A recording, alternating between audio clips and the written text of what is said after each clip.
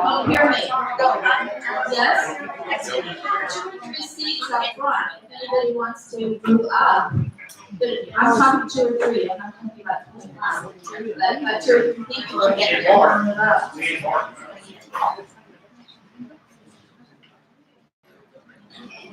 Come on up. You want to move up?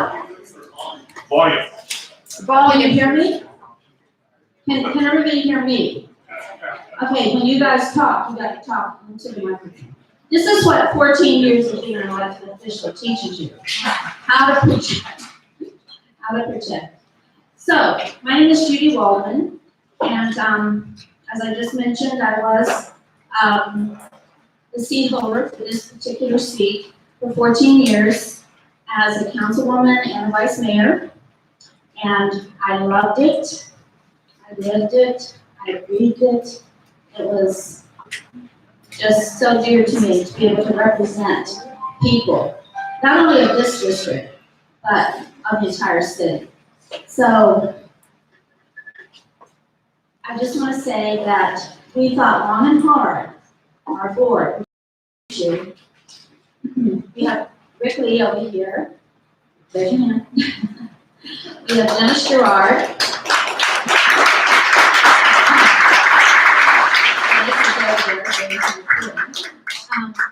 Dave Lowens.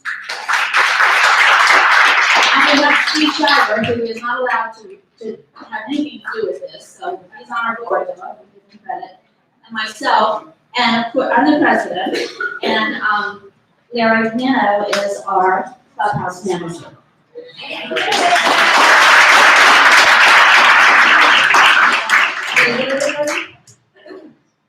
I serve with all men. Such a pity. Anyway, I've lived here in the village just for 33 years, and I ran for office for 14 years. The last time I ran for office, I had 14 debates. 14 debates all over the city. And I just thought it was a shame that we didn't have the opportunity to hear all the candidates speak. So Dr. Madonna, by the way, Dr. Madonna and Dave Lowens are going to be our moderators tonight. He mentioned that he was looking for a venue. It was brought to my attention. He came to our board, and we decided that we would be happy to facilitate a debate as long as we were in charge. And we did. We had nothing to do with it except helping with all the technical things and recordings and just everything else that goes into a debate. Let me tell you, it was hard work, and our board was very, very hard.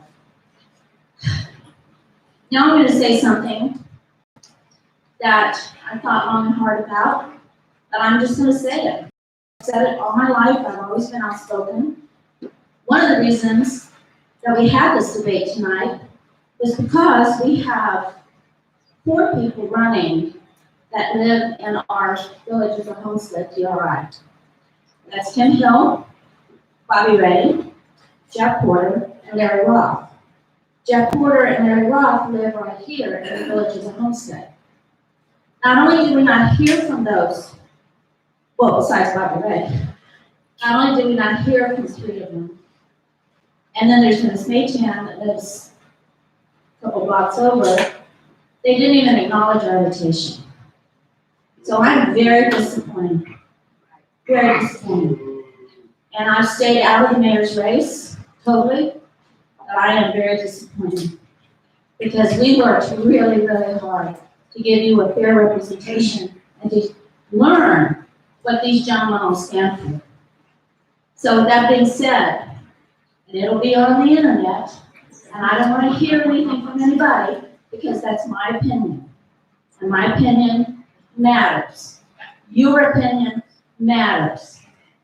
And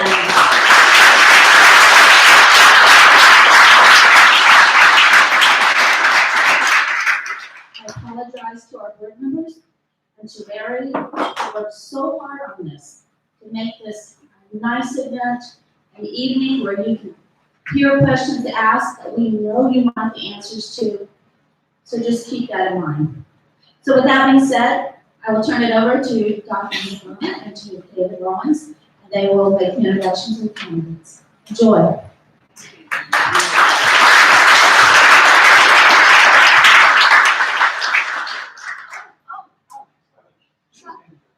So sorry.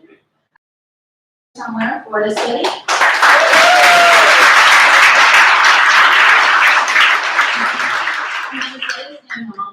I want to introduce Councilman Johnny.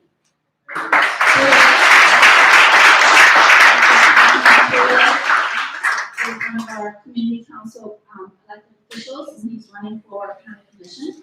So get a chance, say hi to him afterwards. Sorry, I had to do that. Thank you. Thank you so much, Ms. Waldman. If everybody would please stand up, we would like to start with the pledge of allegiance.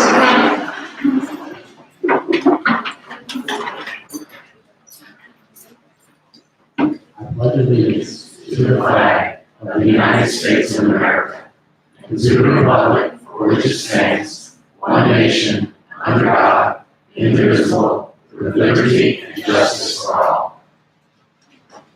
Thank you. You can be seated. I'd like to now invite Pastor Rick Lee to give our prayer and opening invocation.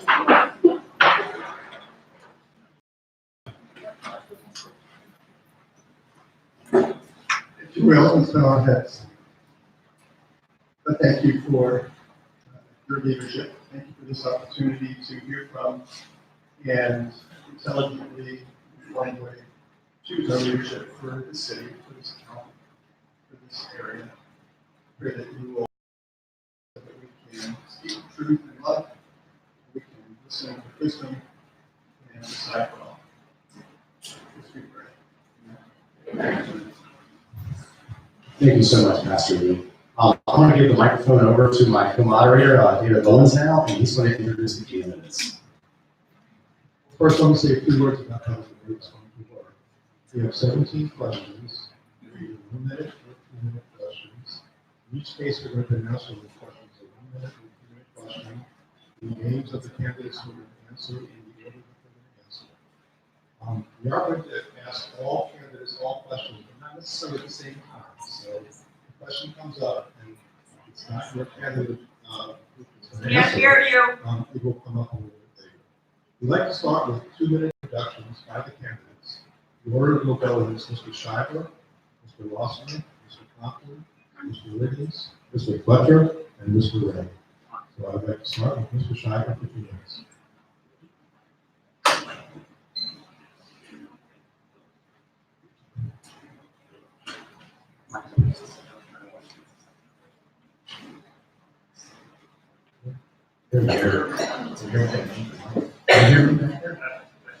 Okay. Hi, my name is Steve Shiver. Can you hear me without the mic? You need Judy's mic. Thank you, no, my time. When I moved into this community of the village of Homestead in 1990, I never thought in my wildest dreams I would be elected to city council and then subsequently mayor for 2 terms. I never thought in my wildest dreams ever that I would be standing before you again, humbly asking you for your support for mayor of the city of Homestead. I was born and raised here, with the exception of college for 4 years in North Carolina. I largely lived in the city of Homestead. And my passion and my love for this town is evident in everything I do. I am not going to be moving to Apopka. This is my hometown, and this is my retirement community. So I want to be able to take my experiences, the things that I have been able to do, and the lessons to serve in the public eye. I want to take that experience and come back and work to make things get better every single day. I will hopefully earn your respect, and I will work every day until I do so. Thank you.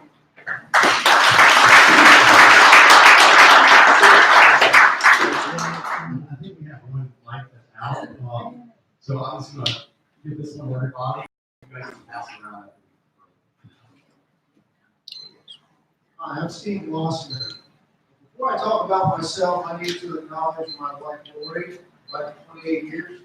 She's with me here tonight, and once again at campaign time, she's here on her birthday, so.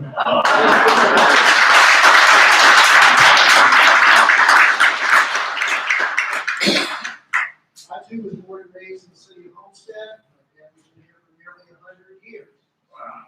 I've lived in the same neighborhood, not the same house, but the same neighborhood, within a block of each other, since Lori and I bought our first home in 1991 in the city of Homestead. We have 3 children. My law office has been here in Homestead since 7 weeks before Hurricane Andrew. I was honored to be elected to the city council as vice mayor in 2001, and then re-elected as vice mayor in 2005. My service as an elected official ended in 2007, but my passion and service to this community has never ended. It didn't start with the election to office, and it didn't end the day I left office in November of 07. It continues. And I'm running for mayor, the same year as your mayor, to refocus the priorities of this city. I've been frustrated the last several years. I don't care for the condition of our city, the perception of our city. And it'd be my goal to turn that around and guide Homestead and the city council toward a community we can all really be proud of and can trust every item that's undertaken. Thank you.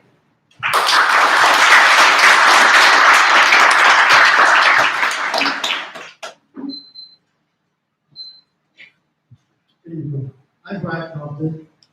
I decided to run for mayor of our great city, not for personal reasons, but I decided to run after talking with residents like yourselves. And in talking to those residents, we felt like there was a real need for a change at City Hall. We felt like there was a need for real representation. I was going to listen to your needs, take them back to City Hall, and give us the representation that we've been so sorely missed over the last several years. That's why I decided to run, because I want to be that person to take your needs and your wants back to City Hall and get it done. Unlike my 2 opponents here, I'm the new kid on the block. I haven't been up at City Hall before. I've been on my HOA board, I've been on my CBD board, and I've been out talking to residents. And that's why I decided that I wanted to jump in and run. I believe that we live in a great city.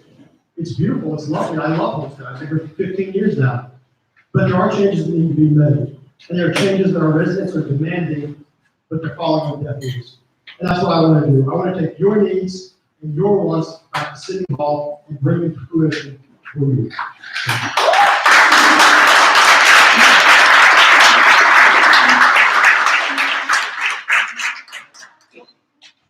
Good evening, everyone. I'm Paul Wiggins. I am like Mr. Losner, my family came down in the 1920s.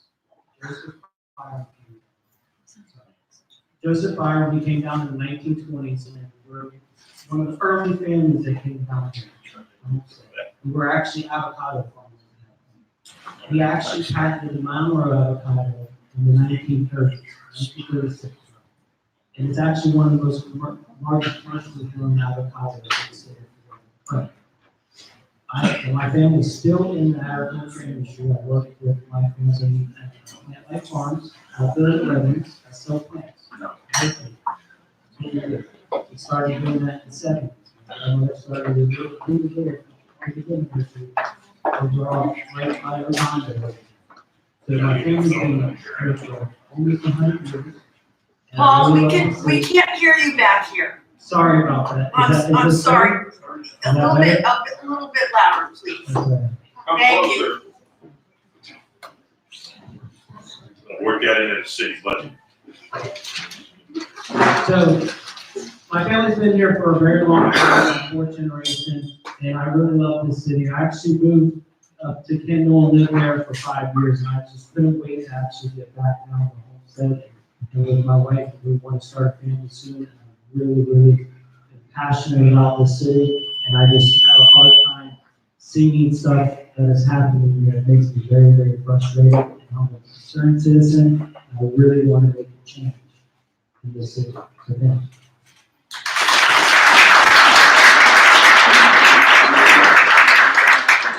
My name is Sean Fletcher. I know a lot of you in the room, but there's also some new faces that I see here as well.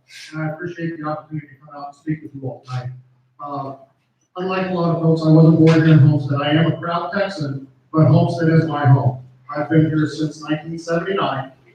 I've been active in the community for many years, both in youth sports as well as with the city of Homestead. I was an elected official back in 1999 through 2001. Where I sat on the city council, and since then, my public service has not quit either. I continue to support many different areas at the city of Homestead. I am currently a reserve police sergeant at the city of Homestead Police. That will end on November 6th because you can't hold 2 offices and you can't run for office unless you resign that position. So on November 6th, I will be effectively no longer police officer for the city of Homestead. I also sit on the City of Homestead Police Pension Board, which I've also had to resign from because of running for office. So I continue to support the city in many ways over the years. As we move forward and look toward this election, I've been contacted by a lot of my neighbors and a lot of friends across town, and they're unhappy with the activities that are going on in this city. We need to make a change, and it starts with you folks going out to vote and telling everybody what we need to do in this city. I appreciate your time on that, and thank you again.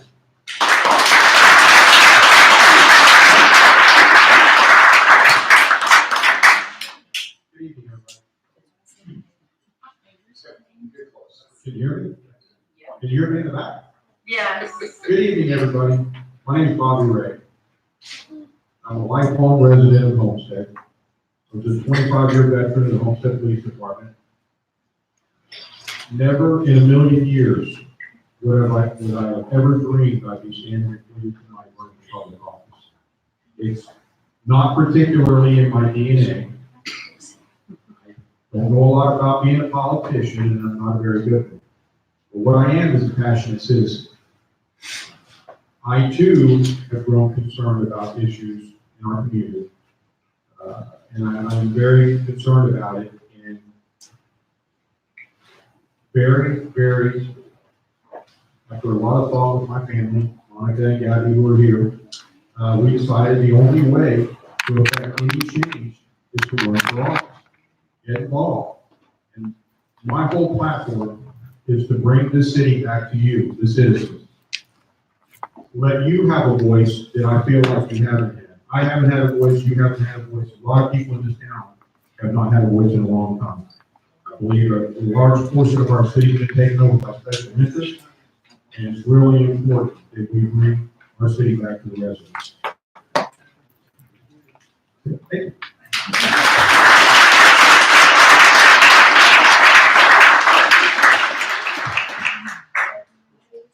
to thank the candidates for all of their responses. I just want to go over a few more things before we start getting into our question. First, I'd like to remind everybody who has a cell phone, if you could please silence it, we'd appreciate it. And if you could also keep me talking down to a minimum. We have a lot of cameras in, we have a lot of live feeds going out. We just want to make sure that anybody that's watching at home gets a really good feed so they can hear everything. Oh, we would ask that the candidates would, when you give your answers, if you can be as short as possible, fine. If you need to use all your time, it's understood. The more time we have, the more likely we'll be able to get through all of our questions. I want to show every candidate this. We have this card. When you get to 10 seconds left, we're going to raise this, and we'll try to move it around a little bit just to catch your attention. So you get a heads up. When the time runs out, there will be a beeper that'll go off, and it'll be kind of annoying. You won't really be able to talk over it well. So we want you to go get out what you say before that. And also, we love the applause. We love the interaction. I would just ask that if we do applause after someone's speaking, that we just wrap it up as quickly as possible. We really want to save as much time. We have 6 candidates to get through with 17 questions. So if we don't save every time as much as we can, we won't end up getting through everything. With that said, I'm going to go to question 1. This question will be asked of all the candidates. The order of response will be Sean Fletcher, Bobby Ray, Paul Wiggins, Steve Losner, Bradley Compton, and Steve Schreiber. So, Mr. Fletcher, you will be responding first for this. It's a 1-minute question. The question is, what are the most important challenges facing our city, and how do you propose to address them? Yeah, I don't know if a minute's enough time, but I think the areas that we need to address in our city has to be the traffic congestion we have in the area. In order to do that, we need to get people involved from the county to help us out. There's federal grants out there available for us to look at traffic studies and ensure we have the timing that is needed in order to prevent people from having to spend 30 minutes to cross town that used to take 10 minutes. Secondly, we need to address our ongoing public safety issues. We have 2 main thoroughfares between here and US 1. Both of them are under construction. Okay, one of them has been under construction for 3 years. Absolutely uncalled for, and we as a city need to stand tall and push the county to fix those issues as rapidly as possible. You notice Palm Drive's been up for about 3 months, and it'll be done in 3 months. There's many others, we can get to those later. Mr. Fletcher, thank you. Mr. Ray, you're next. You need to repeat the question for you, sir? The question is, what are the most important challenges facing our city? I agree, traffic and congestion is probably the number one thing I hear about. It's the thing we face every day. Yesterday, I had to go to Miami Beach early in the morning, so it was a 3-hour trip. Right here in our own backyard, and the 1 block to the north, as Mr. Fletcher said, is a prime example of one of our issues. Canal Drive is 6 years behind. We're 6 years behind, and it's been a 3-year project, and there's no end in sight. It was supposed to have been completed years ago. Our infrastructure issues are a big deal. So we keep voting in more development. We're right on par, voting yes to a lot of development, but our infrastructure is not where it needs to be. It's years behind. I think we all agree that our current structure, our roads are not equipped to handle the number of people that we have here in our town right now. And the future development is, anybody's been on the turnpike at 5:30 in the morning, you know exactly what I'm talking about.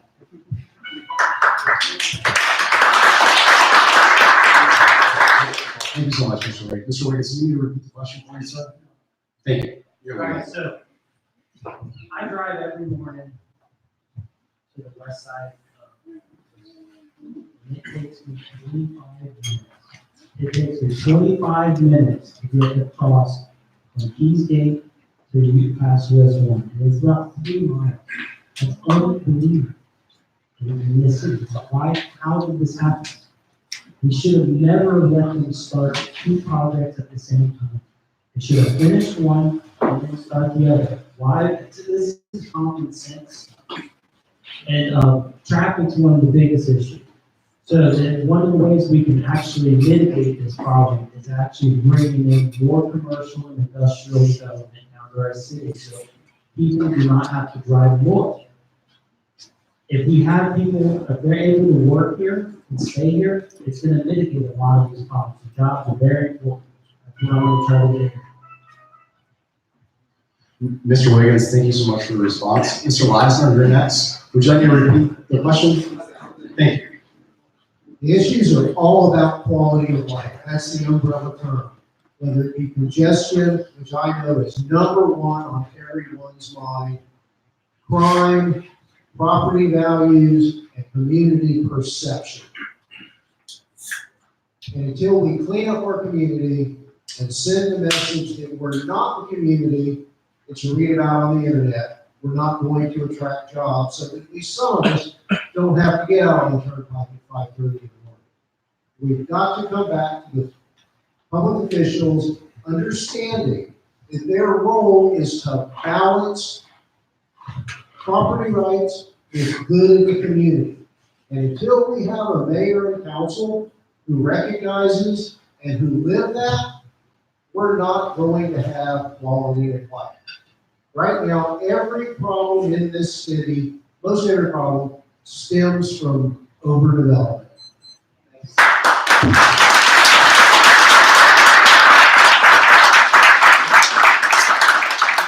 Thank you so much for your response, Mr. Ladson. Mr. Compton, do you need to repeat the question? No. Okay, you're go. Some important issues have been raised here, and they're all important issues for our city.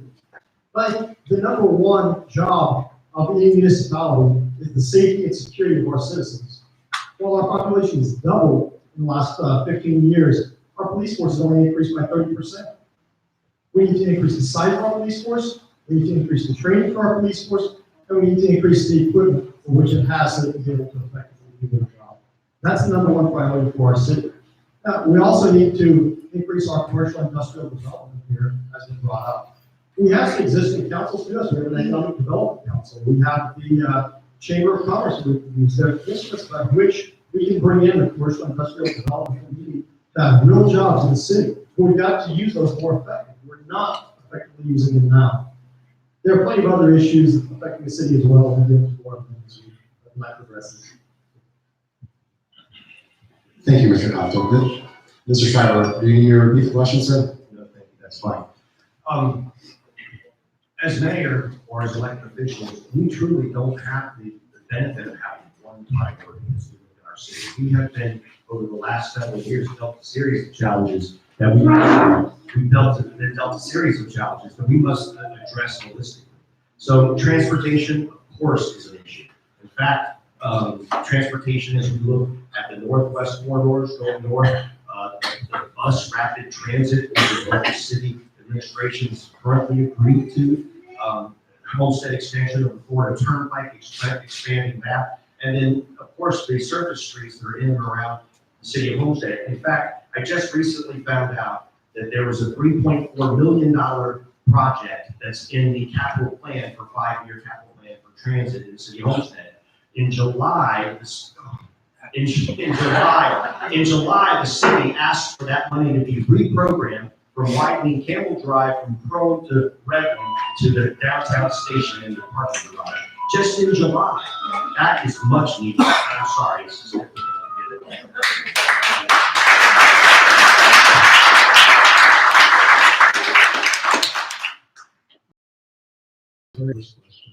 It's a 2-minute question this time.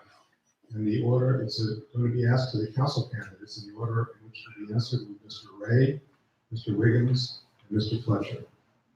Many of our citizens see a large amount of residential construction, particularly in the eastern portion of the city, and the steadily increasing traffic congestion. What can you tell the voters about your plans to manage development and the associated increase in cars on the road? Mr. Ray. Well, I think we need to seriously scrutinize the developers come before the council. Can you hear me back there? We need to scrutinize and take on case-by-case issues every project that comes forward. We need to really think. The 770 that was just voted on Kingman, get ready to come in, hasn't broke ground yet.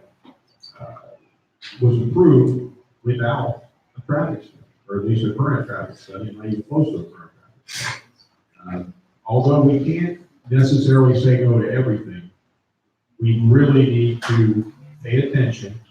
We need to do what's best for our community and really not do what's best for Lennar or whoever. They don't live with us, they don't live in our community, and they don't care about our community. We care about our community, we're the ones stuck in traffic in the morning. They've taken their money and gone. And it's really that simple. We really need to pay close attention back to our community. And when these projects are coming forward, it's really important that we do the right thing and not what special interest is.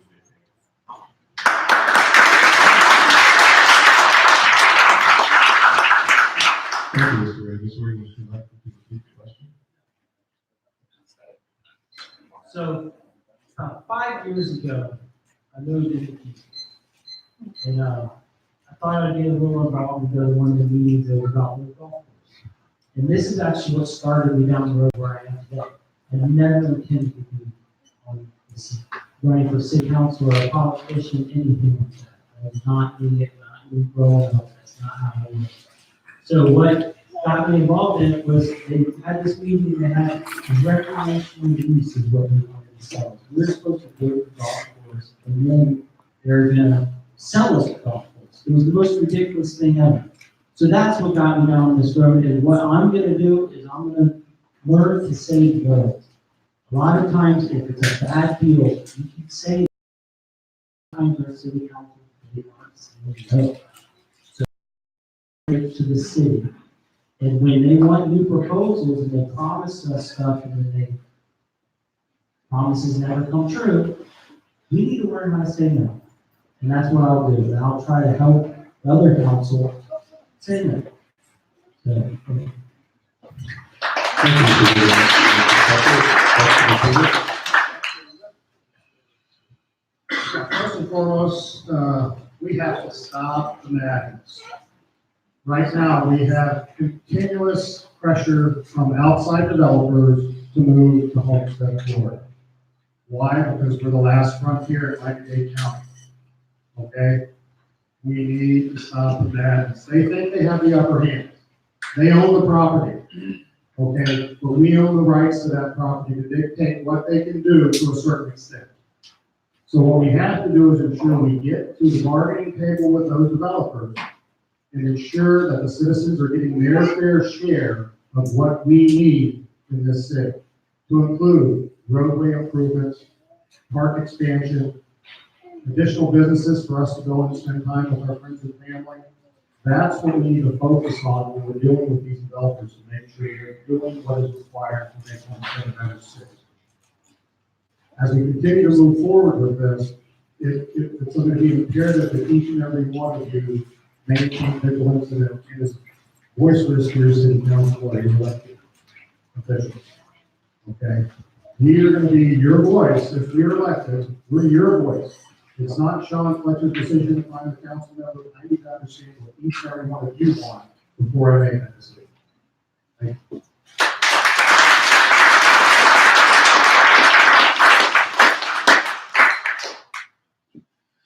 Okay, this next question will be for the mayoral candidates. We'll get 2 minutes each. The order of questioning will be Bradley Compton, Steve Shiler, and Steve Lawson. So the question for you, Mr. Compton, the Homestead 2018 Comprehensive Financial Report talks about a deficit for both governmental activities and government business activities at the end of the 2018 fiscal year. It also makes a statement, quote, "It is the result of having long-term commitments that are greater than the currently available resources," end quote. What can you tell the voters about the current financial condition of the city and your plans for our financial future? Thank you. The financial condition of the city is extremely important.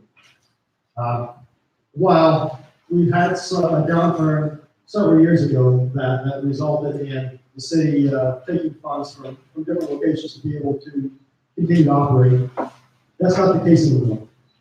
We have $194 million budget. We have more than enough money to be able to operate a city of 16 square miles. It's a matter of going through our budget and appropriately allocating those funds so we can do what we need to do. We have plenty of money to go around. It's a matter of how the city is choosing to use that money. That is the problem right now. That's what we need to look at, to make sure that we can do all of the tasks that we need to do. We can give the residents of the city everything they need and want. But it's a matter of giving the money to where it needs to be and putting it in the right categories for our citizens as opposed to the special interest in developers. And that's what we've been working too long.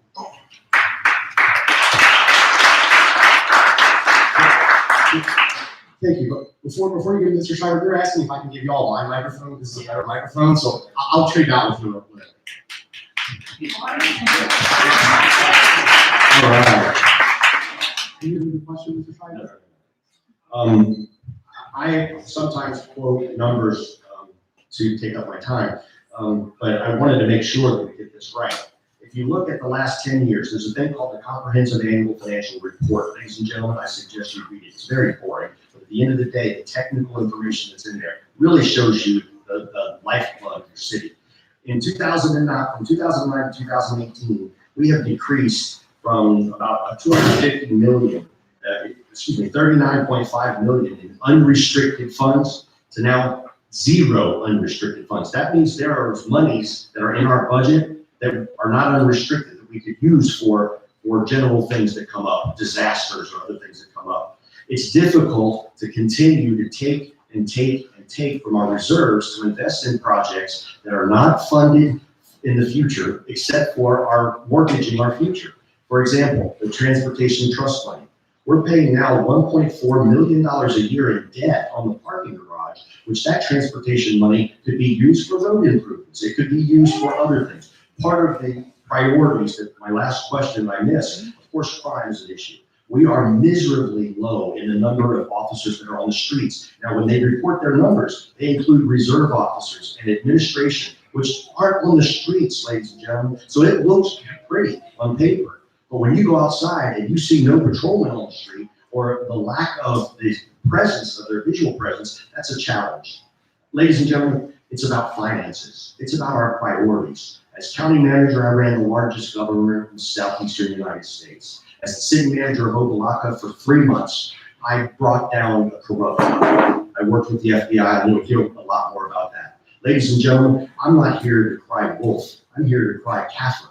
Read your paper, read this document, or elect officials that aren't scared to tell you the truth. Thank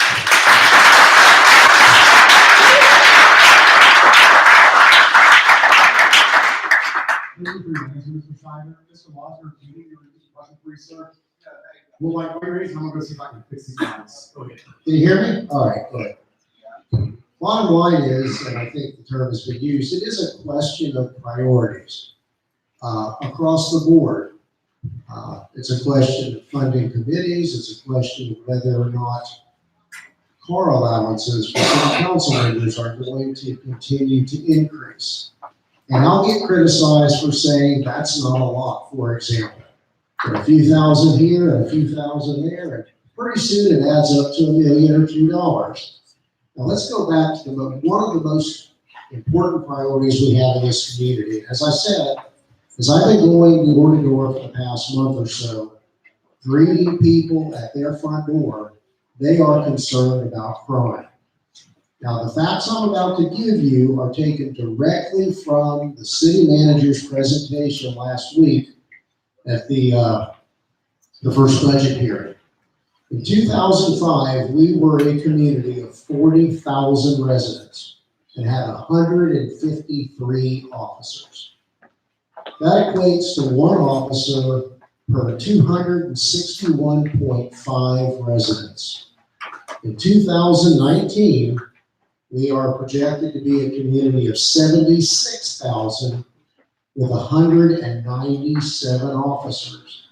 So in 14 years, we've only increased by 44 officers, but the ratio has gone from 1 per 261.5 residents to 1 officer per 386 residents.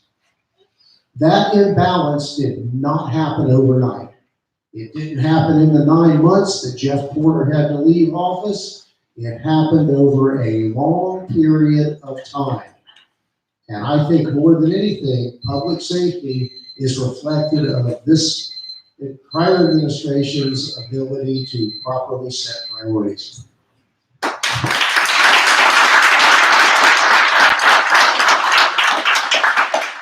Thank you, Mr. Lockman. Our next question will be to the council candidates.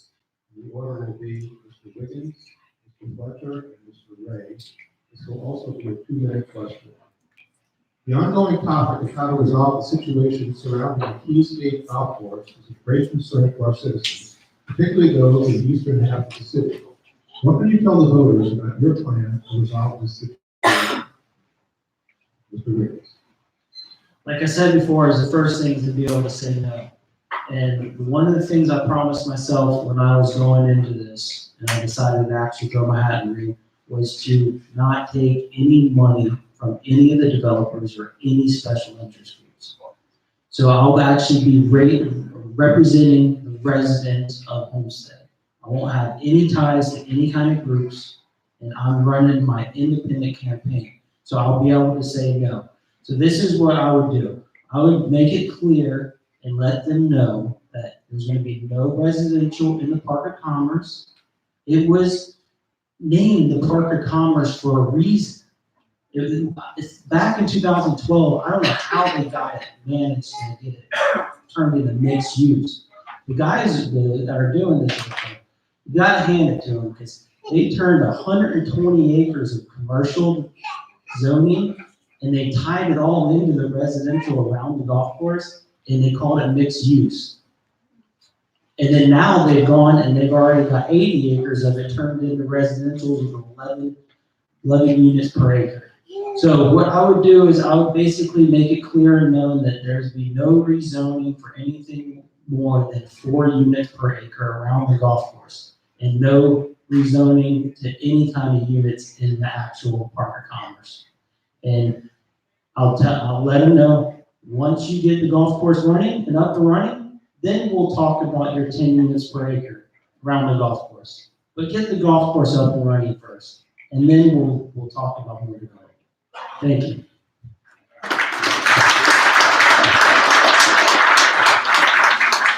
Thank you, Mr. Wiggins. Mr. Fletcher, would you like to repeat it?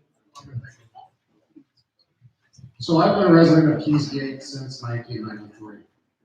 In 1999, I decided to buy a house over on the fairways. Along with my neighbors, our home values have been devalued over the last 5 years. Okay, that includes the folks across the street as well in the apartments and condos in Keys Grove. With that being said, the developer made promises to the homeowners. There was a room full of about 300 people where he brought in a fancy golf course designer and made all these promises to the homeowners that he was going to open up this golf course. And then he came back later and changed the deal. And subsequently, he's changed the deal again to now where there's absolutely nothing. All he wants to do is do mass density on this property. As your elected official, my first instinct would be to say, absolutely not. You have to come to the citizens with a plan to continue to develop more recreational activities on the east side of Homestead, to assist us in gaining our home values back for the southeast section of town. Just something to kind of chew on a little bit here. So there's 164 homes in the Fairways development, Dunwoody, Augusta Greens. Each one of those has taken probably around a $100,000 value hit on their home. Some 200, some a little less. So let's say 100. So you're looking at $16 million of tax revenues that the city is not accepting taxes on in the city. So there's some of your services that aren't being provided with that $16 million millage rate. My time's up.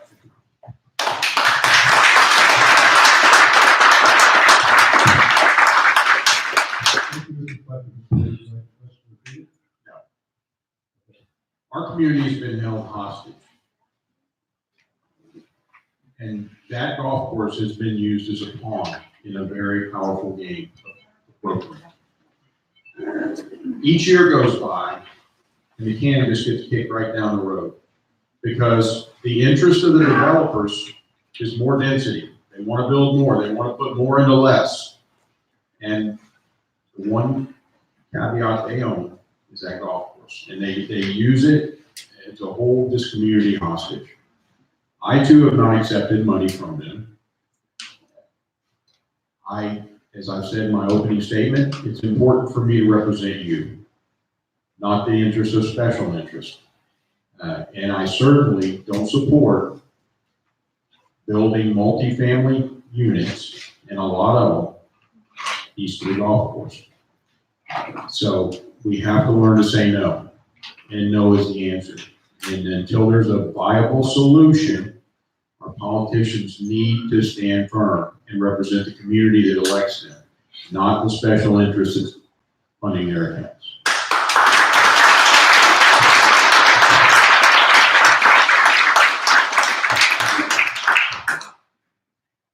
Thank you so much for your answer. This next question is going to be for the mayoral candidates. It will be a 1-minute question. In order of answering will be Steve Shiver, Steve Losner, and Bradley Kaufman. So Mr. Shiver, you go first. The question: as we drive around our city, there are many potholes in the roads. Although these seem to get repaired by being filled in after some period, there do not appear to be any plans for overall repaving of city-owned roads. There also appears to be some dispute with Miami-Dade County auditors about whether county sales tax surtax proceeds intended for road construction have been properly used. What can you tell the voters about your plans to fix our roads? That's a great question, and it falls back on the whole balance of priorities and your financial responsibility. I'm going to read to you real quickly. While the 5-year plan contains specific projects to reduce unspent majority of the planned costs are $1.4 million annually. This is an audit from the county auditor that says we misspent $5.6 million of transportation money into a parking garage. I keep saying this over and over again, and we've said it amongst the candidates here. It's about financial priorities. It's not about building another Field of Dreams, which they tore down the baseball stadium. That was a transit. That was not a transit tax borne by the city of Homestead. That was a bond from the CDT, the Tourist Development Council. The entire county paid that back. We're on the hook for all of this downtown Homestead Station. And ladies and gentlemen, I can't get for the life of me another tenant, a name of another tenant, except for the movie theater, which we funded as well. Priorities.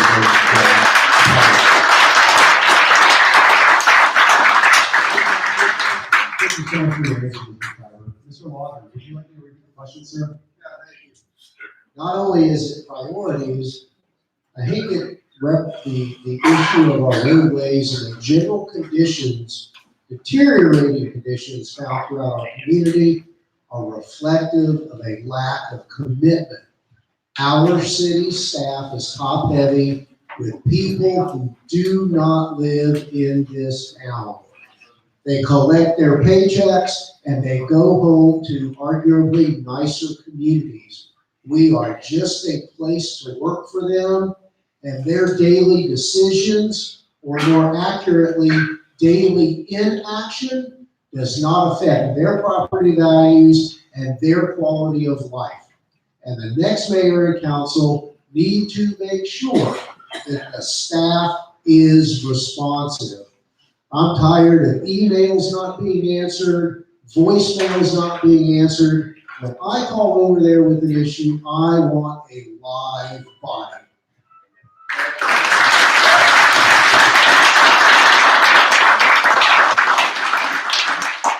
Thank you so much for your answer, Mr. Lawson. Mr. Kaufman, would you like me to repeat the question for you? No, thank you.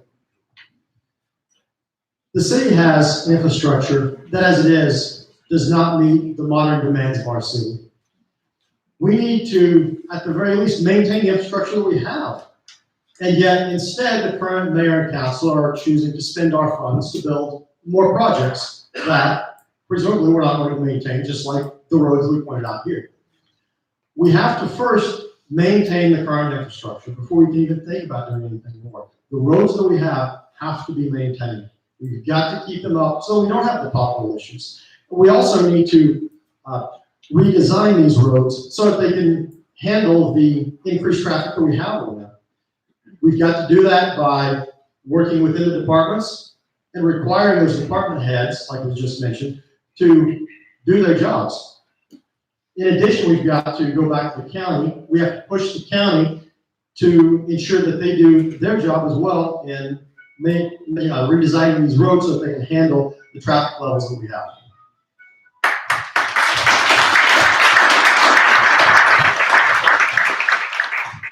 The next question will be to these council candidates. The order which is the answer would be Mr. Fletcher, Mr. Ray, and Mr. Williams. The topic of body cameras for our police force has been in the public eye for several years now. Although promises have been made in this regard in the past, they never seem to come to fruition. What can you tell the voters about your position on body cameras and your plan to resolve this situation?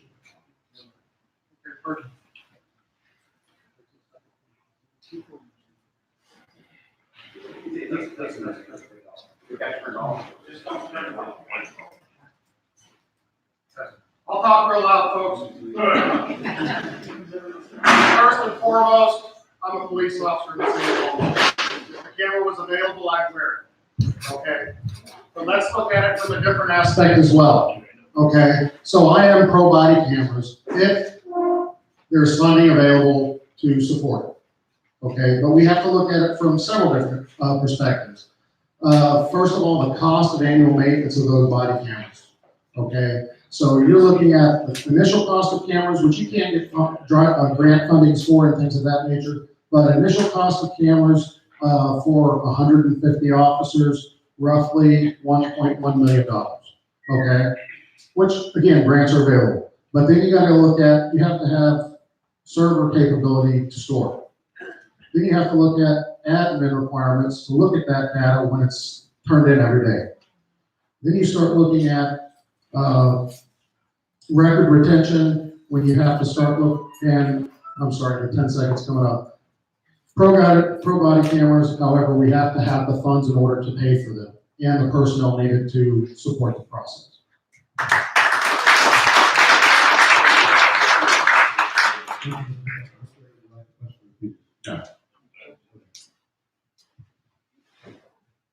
I am a supporter of body cams. I believe strongly, with a lot of, mostly related to most of my experience, that when you get the officer's perspective, in today's world and technology we have available, the officer's wearing a body cam on his or her chest. And some now they're even available through your glasses. You see what the officer sees and how the reaction is. The body cams are good for everybody. Everybody included in an encounter. You get to see what it is. There's no questions. We're not relying on witnesses. We're not relying on things and evidence that has to be put together later. It's very important. As far as the money's involved, I believe that the liability goes down, and I believe that we can fund those costs by reducing our liability and the costs that are put into lawyers and a whole lot of other things that come later. I think it's important, and I think it's a big bridge for our community.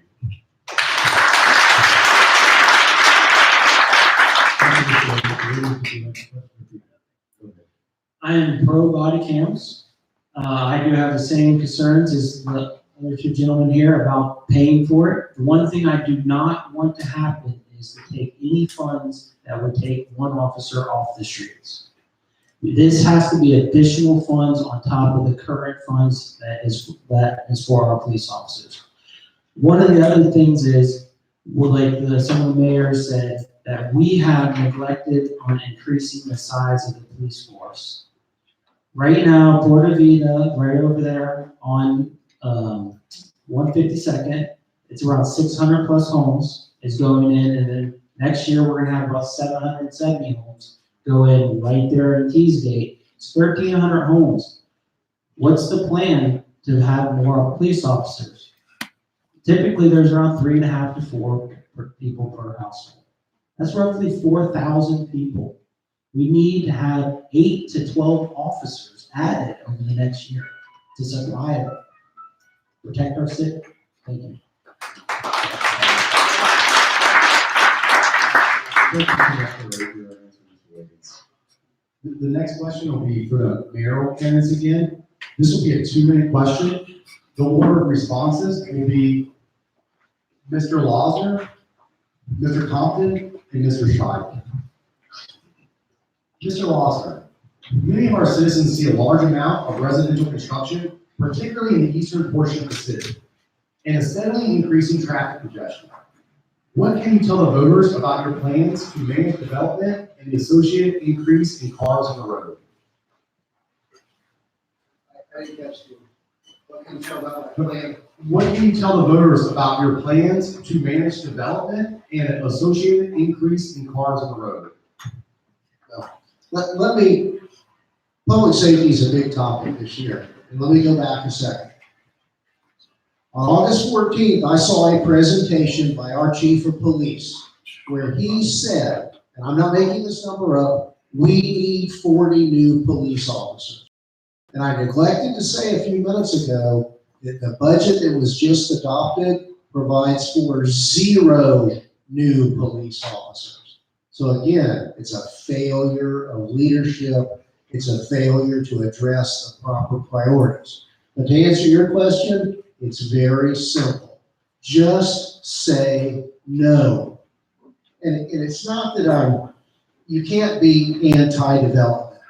You've got to be about diverse development and the speed of the development. We see these communities come out of the ground overnight. The council I served on, I wasn't one of those who were typically in the majority, but it's been going on for many years. But we've come to the point where, as Waldman said earlier, your opinion matters. And we need to have a mayor, and I'll be the mayor, that listens to your opinion. And certainly my record, when I spent my 6 years on council, was no. I am steadfastly against any more high-density development. I believe we need to have more diverse development, and that will help attract jobs as we've got people all across the economic and demographic spectrum. Again, it's all related. There's not a single shot answer here. So my plan very simply is to say no and remember that the mayor represents the people first.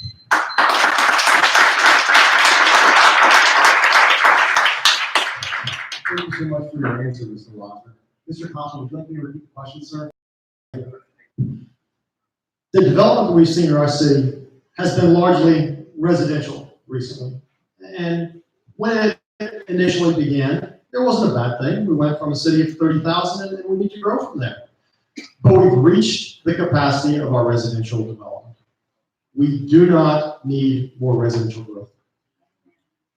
I believe that in large part our council and mayor has continued to approve that residential growth because they're taking money from those developers. And so they're in the pockets of the developers that want that. And the developers really don't care about whether it's good for Homestead or not. The council and mayor have got to look out for our interests, and they're not. I have not taken any money from any developers, and I will not take any money from developers for that reason. I do not believe that we need any additional residential development, and I would not support any residential development in the city because of the traffic congestion that you just brought up there. When many of these residential communities were coming in, we were a town of 30,000 people. The growth could be kind of haphazard, and we really didn't have a congestion problem at the time. But now we're a town of over 70,000 people, and yet that same haphazard lack of planning cannot continue to go on. We see the traffic problems that exist, and it's because of it. We've got to say no to the developers. We've got to begin to look at how to fix those traffic problems and that congestion.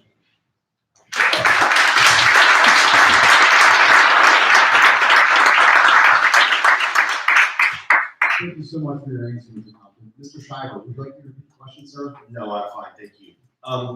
we've allowed developers to pass the buck over the years, by creating community development districts, creating burdens on our streets without keeping up with impact fees and the like that are antiquated formulas for getting road improvements out of developers as they develop these new projects across the city. It's one thing though to sit up there and be naive and think that you're gonna have no new development. I mean, there are projects and there are vested rights that are already in place. To stand and say no new development at all is going to put you in a legal position that we'll be fighting and spending more than $2 billion with our lawyers that we've already here. We're careful in how we deal with that, but the balance is important. I think Mr. Losner hit it on the head. The diversity in product that's offered, these cookie cutters that you see all over the place, little boxes here and there, there's a purpose for every type of home, but we have to be able to develop the infrastructure first. If we would have prioritized our financial capabilities 10 years ago, 7 years ago, 6 years ago, we would have been developing these roads and we wouldn't be doing Palm Drive, Campbell Drive, and asking now to divert $3.4 million of Campbell Drive expansion money to the Homestead Station.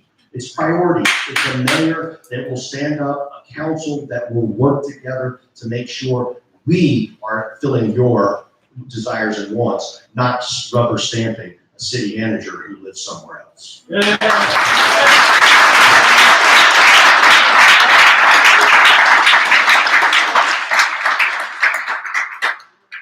Thank you, Mr. Schuyler. Our next question is for the council candidates in reference to the topic of finances. The order which will be answered is Mr. Ray, Mr. Wiggins, and Mr. Fletcher. The Homestead 2018 Comprehensive Financial Report talks about a deficit of both governmental activities and government business activities at the end of the 2018 fiscal year. It also makes a statement, quote, "It is the result of having long-term commitments that are greater than the currently available resources," unquote. What can you tell the voters about the current financial condition of the city and your plans for our financial future? Mr. Ray. Plain and simple, we've committed more than we're taking in. And on the enterprise side, which encompasses the power plant, public works, water, we relied on those entities for a long time, and we haven't put them back into them. We've run and we basically beat that horse to death, and everybody knows it. So now we're in a position going forward where we've incurred debt, and somehow those debt obligations have to be paid. It goes back to everything we've been talking about tonight when it comes to hiring police officers, hiring employees. Also, carrying our city forward. Our enterprise has to be taken care of. It's been the cash cow for the 30 years that I can remember and have been involved. And we have not taken care of our obligations there. What we've done is we've spent money in other places and we haven't put it back where it counts. So I would say we need to get our people to the table. We need to get it under control because our long-term viability depends on all of our obligations, and we've got to do something with the debt. We can't continue to incur more debt, which I'm understanding they may be looking at more bonds. Bonds are loans, you gotta pay them back. No matter how you dress them up, no matter what you call, the dollars are gotta get paid back. And when you're paying back loans, that takes away from money that you can spend on other things, other community projects, and other very important things for all of our community. It comes back to serving you, the people, not special.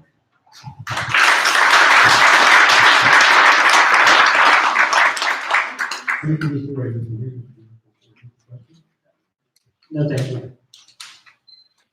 All right, so we've basically mortgaged our future with all these projects in downtown. We've basically done it. We're very fortunate that we have the power station and we have all the waterworks that actually is subsidizing a lot of these projects that we've gone going forward. There's only really 3 ways that I can see us getting out of our current situation. One of them I do not ever want to do, and that's raise taxes. No one in this room wants their taxes raised. The other way is to actually cut spending and find somewhere where it's wasted.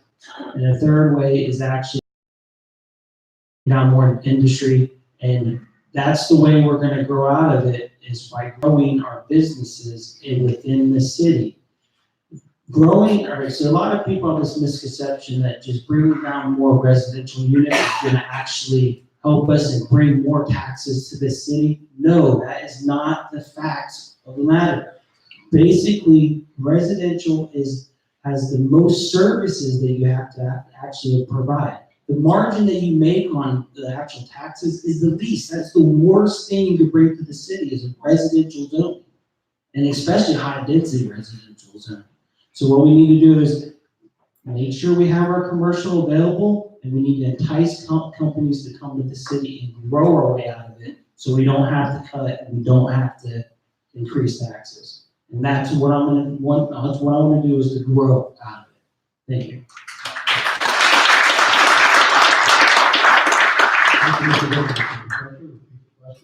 No, thank you. Plain and simple, we're pinching pennies in the city of Homestead. Talking with city employees, we're not upgrading the equipment that's needed to make the city continue, the enterprise part of the city continue to be viable to maintain this budget process that we currently have. Police department makes up 54% of the city's $190+ million budget. Okay? Something's got to pay for that without raising taxes. What's an interesting caveat that I found out here recently is, so the city's grown 60% since 2008. Our city employees have increased by 10%, but we're still providing the same amount of services to those additional 30,000 people. While we continue to provide those services, we're driving these employees into the ground by not giving them the tools needed to perform their job safely, effectively, and continue those good services the city has. So those are going to start costing us more money. I'm fortunate in my career, I work for a very good company that has provided me with a lot of insights when it comes to budgeting. And I think I bring something different to the table. So you're going to hear new words from me that I've learned over the years from Florida Power & Light, my employer. We need to look at streamlining initiatives in the city in order to make the employee's job easier, so we're not driving them to work overtime to fix some of these problems that we have. We do that by improving of the equipment that's provided and allowing the employees to continue to provide those great services. I'm sorry, I'm out.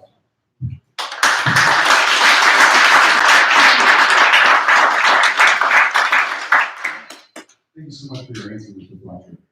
This next question will be for the mayoral candidates. The order of response will be Bradley Compton, Steve Shiver, and Steve Lawson. There will be 2 minutes for this question. Mr. Compton. In recent years, some projects such as Homestead Station, the Citadel Theater, and our recently added soccer fields have had priority for the use of city funds and attention, while other projects such as the disposition of the old city hall have languished.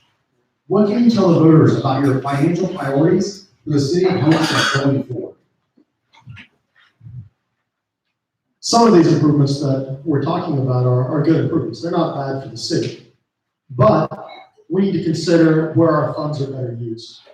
When we're spending money for a parking garage and yet our streets are in disrepair, that's not a good use of our funds. We have got to use those funds more efficiently.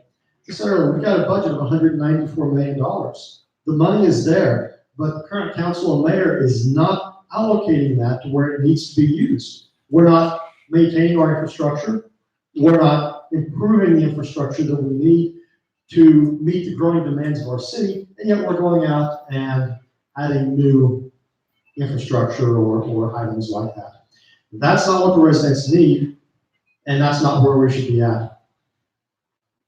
I, as mayor, would not be adding new programs like that, or new infrastructure like that. I would first allocate our money to repair the infrastructure we have, get rid of those potholes, let's improve our roads, let's increase our power plant so they can operate more efficiently as a city. There are many other uses that we have with our funds there. So that's where I would be prioritizing the money and how I would choose to operate that. It's a matter of prioritizing what we need and doing that to meet the demands of our residents. Thank you very much for your answer.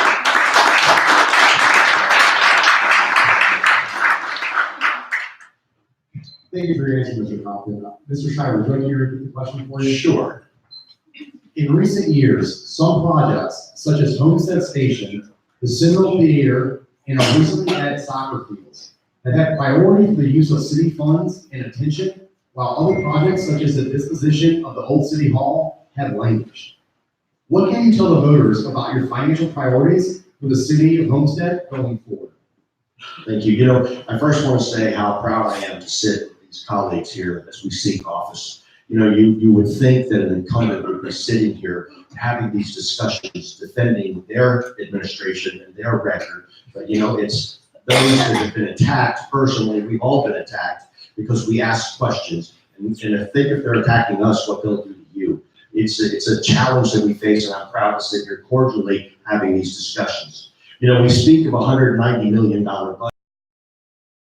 Fiscal fund, that's a lot of shell game that we talk about. 190 includes the capital reserve, the enterprise funds, which are water and sewer, the racetrack, for example, and other portions that are somewhat restricted funds. So we're really talking about fighting over a finite amount of money that's in a smaller pool called the general fund.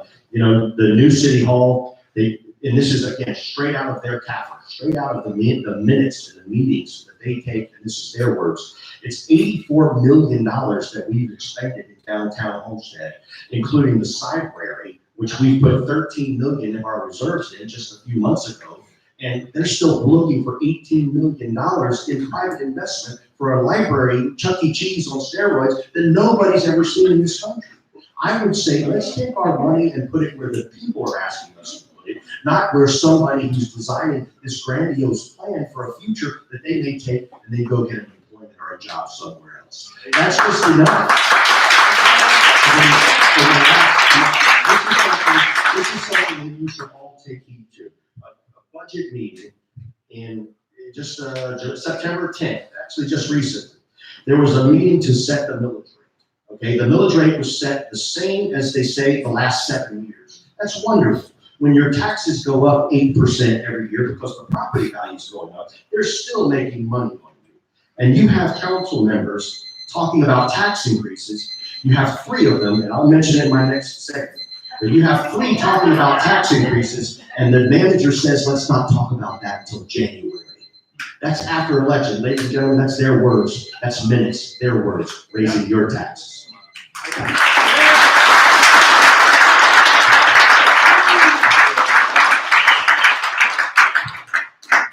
Mr. Shire, thank you so much. I would just like to add that my life is testimony to what they'll do to people who speak out against them. Mr. Lawson, would you like me to read the question for you, sir? Sure, please. All right, let's see here. Okay. In recent years, some projects such as Homestead Station, the Cinderella Theater, and our recently added soccer fields have had priority for the use of city funds and attention, while other projects such as the disposition of the old city hall have languished. What can you tell the voters about your financial priorities for the city of Homestead going forward? I'll use the expression that one of my competitors has used. I think I used it first. Nonetheless, it's about back to basics. We need to get back to focusing on the everyday functions of a city. Now, we've done a lot of banging tonight on the Homestead Station and the parking garage. But that doesn't mean that any of us want it to fail. We all want Homestead to succeed. But I think we should not be criticized for asking legitimate questions and questioning the wisdom of project priority. And the question brings up a very important issue. Some of the things I talk about on my website, my introduction, is the projects that remained outstanding and need to be addressed when I left office 12 years ago remain today. The stadium property, the disposition of the old City Hall site, and the development of the Shotgun House property. Now, again, important issues, and the focus seems to be laser focused by this administration on Homestead Station. And I think it's more than that. And again, we all want that to succeed. We don't want to be Bakery Center Junior. We want it to succeed. But there are other things we need to do in this city. We can have a world-class regional park for our residents at the stadium site. We could be a concert venue, a festival venue. The sky's the limit. So many possibilities at the old City Hall site. Again, it's a question of what's really important. Earlier tonight, real quick, indulge me. At the council meeting, when they talked about the budget, they talked about growing out of the deficit. Well, the only way we're going to grow out of it is if we have an in-house planning director who stops killing projects that come in, delaying them for 9 months, or running people who are already in business out of town.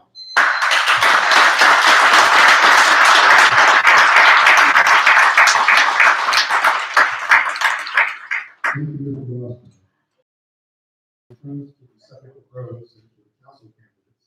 The order in which will be answered will be Mr. Wiggins, Mr. Fletcher, and Mr. Ray. As we drive around the city, there are many potholes in the roads, and while these seem to get repaired by being filled in after some period, there do not appear to be any plans for overall repaving the city-owned roads. There also appears to be some dispute with Miami-Dade County auditors about whether county sales tax surtax proceeds intended for road construction have been properly used. What can you tell the voters about your plans to fix our roads? Mr. Ray. You have to make it a priority. When I think of the government services, I think the most important thing that the government and local government should do for the citizens is protect them. That's top priority. So that's the police officers. The second priority is the streets and your water system. Look what just happened a month ago in Fort Lauderdale. Shut down the whole city for 2 days. Someone hit one line. Don't be fooled. That could happen here in Homestead. We need to have a real honest discussion on upgrading all of our current infrastructure. So that's my position on it. It will be the second most important subject on my platform. Thank you. Thank you, Mr. Wiggins.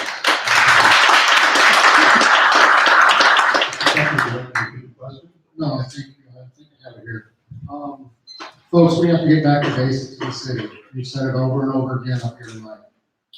We have to take care of what provides us our ways to and from work. My colleague here just said, public safety should be the #1 priority. Public safety encompasses many things. My job is public safety for Fort Lauderdale. My job is protection of health and public safety of over 4 million people in Miami-Dade County. Along with that goes police services, infrastructure, your water and sewer. If you can't get across town, you can't be safe. If you don't have electricity, you're going to have issues. So that's all encompassing when it comes getting back to the basics to fixing the city and ensuring that it's not an eyesore that lingers on for some length of time. Thank you.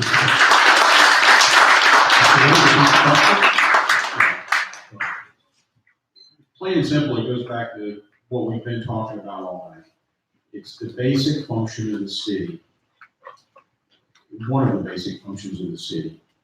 Potholes, the condition of the roads, even though a lot of our roads are county maintained, we're the first line of defense. The city of Homestead is the first line of defense. If we're having issues, and we are, there should be communication with the county. There should be priorities established. And if we bang that drum loud enough, somebody's going to respond to us. Whether it's something that we're responsible for, we need to take care of it. We need to make sure it's taken care of, follow up, and take care of these issues. If it's something the county's responding for or responsible for, we need to get on the county and we need to hold them accountable. but somebody has to make it a priority, and that's a really big deal.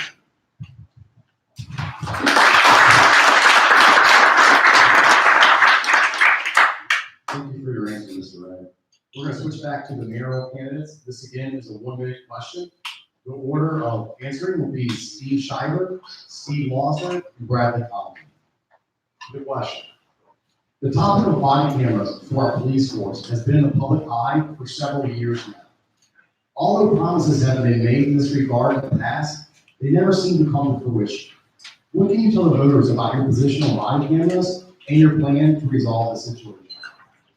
Thank you very much. That's a little repetitive, but I do support body cameras. I recently, and that's based on experience dealing with officers, recently executive director of the Dayton DDA, the largest voice of law enforcement in South Florida, representing about 6,500 officers and corrections and others in Dayton, Monroe County. We have had many discussions about that with officers that have at first generally did not like body cameras. However, it is becoming more of an insurance for them. We have some bad officers, but I tell you, the bad officers is it's so small, that number, they get painted with a broad brush and knee-jerk reaction. Ladies and gentlemen, the body cameras will ensure on both sides that things will work. And I think I speak for quite a few law enforcement when we say we enjoy that. Lastly though, is expense. I agree that expense is an issue, but I also say that with priorities, we can make that we can cover that in our general fund budget. There's no problem in doing that with the right priority.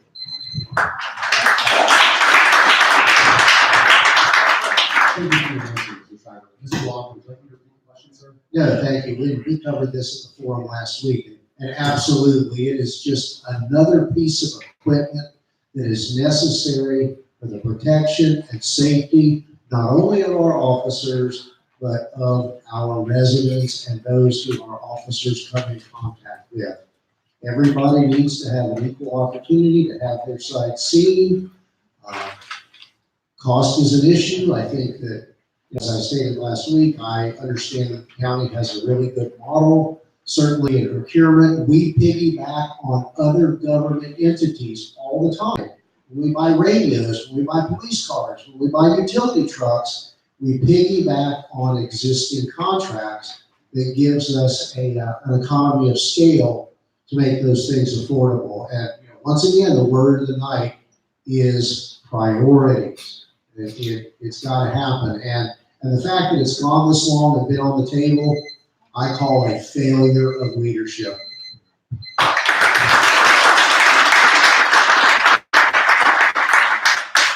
Thank you so much for your answer, Mr. Lawson. I know this question, all three of you gentlemen answered for me last month. I didn't write these questions, but it's really important. A lot of people last time didn't see this. The different audience, but so Mr. Compton, would you like me to repeat the question for you, sir? No, thank you. Okay. As I said earlier, I think the safety and security of our residents is the fundamental purpose of government. If we're not safe in our homes and as we walk on the streets, none of the rest of what we're talking about matters.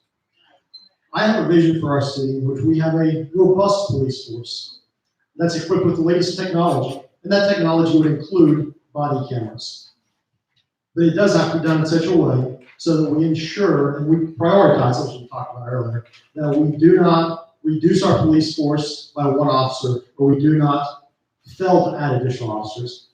We have to make sure that we increase the police force the way in which we need to, and we give them the latest technology so that they can do their job effectively for the safety of our officers and for the safety of our residents.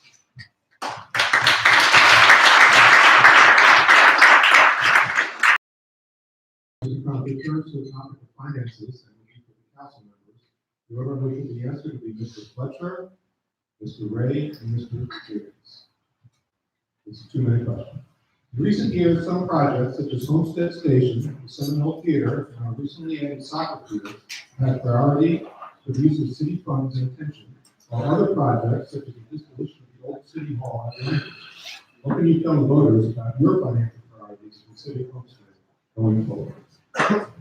Well, again, I think this is one that we've discussed on multiple occasions tonight. We need to make sure, again, we are setting the priorities for our city budget to ensure that the taxpayers are not being left with the burden down the road, when we're continuing to deal with these downtown projects.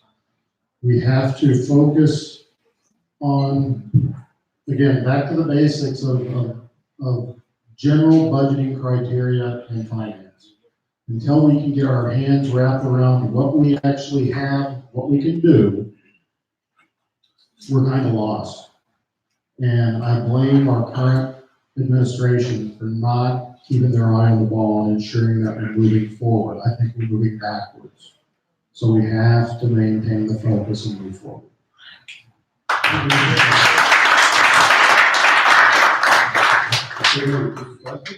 No.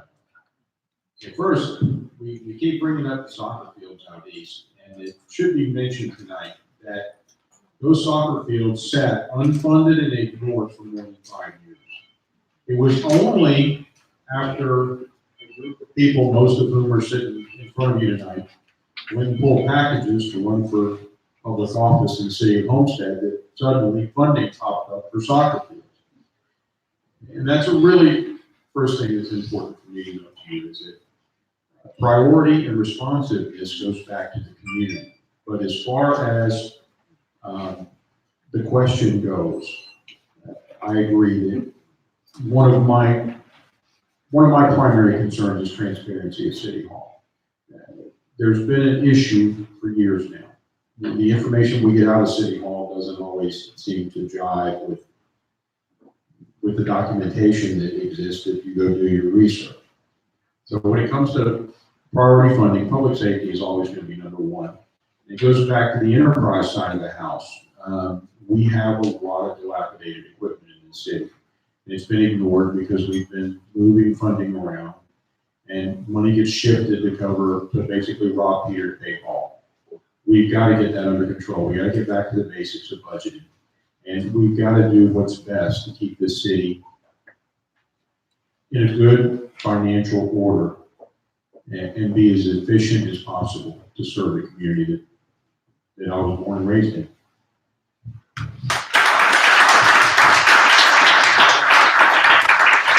Thank you, Mr. Brady. Mr. Brady? No, thank you. All right, so I think it was a previous question. I listed my priorities, the financial, we should focus on public safety first, and we should focus on all of our infrastructure. And we do have these properties in the city that we can do something with. The old City Hall, why is it sitting there vacant, just sitting there? Why haven't we done big corporation like a Sherritt Group? Bring a corporate office there. That would be a perfect place. Bring 500 jobs. We need to go out and be enticing these corporations to come down and do business in our city. And however we have to entice them, maybe it's a discount on electric, whatever it is, we need to bring them down here so we can stop the traffic going north and south and, bring more jobs. Another property is out there at the Homestead baseball field, the old Pink Elephant is what they called it when I was a kid. They painted a nice shade of pink at one point. What I want to do out there, and it's a little bit different than probably everyone up here, they probably would like it, is I want to bring something that's kind of like an attraction destination park. And I want to bring an actual mountain bike park down here. There's 3 of them in our county. There's one on Key Biscayne, there's one at Amelia Earhart up there in Hialeah, and there's one at Alita up there. And people from around the state go to these parks. It's amazing. If you go out there on the weekend, you see hundreds of people just coming from all around the county to these 3 parks. And this is something that actually wouldn't even cost much money. We could do a native preserve, plant all native material, and we can actually partner up with bike clubs, and they can actually help fund all this. We just need to get the land. Thank you.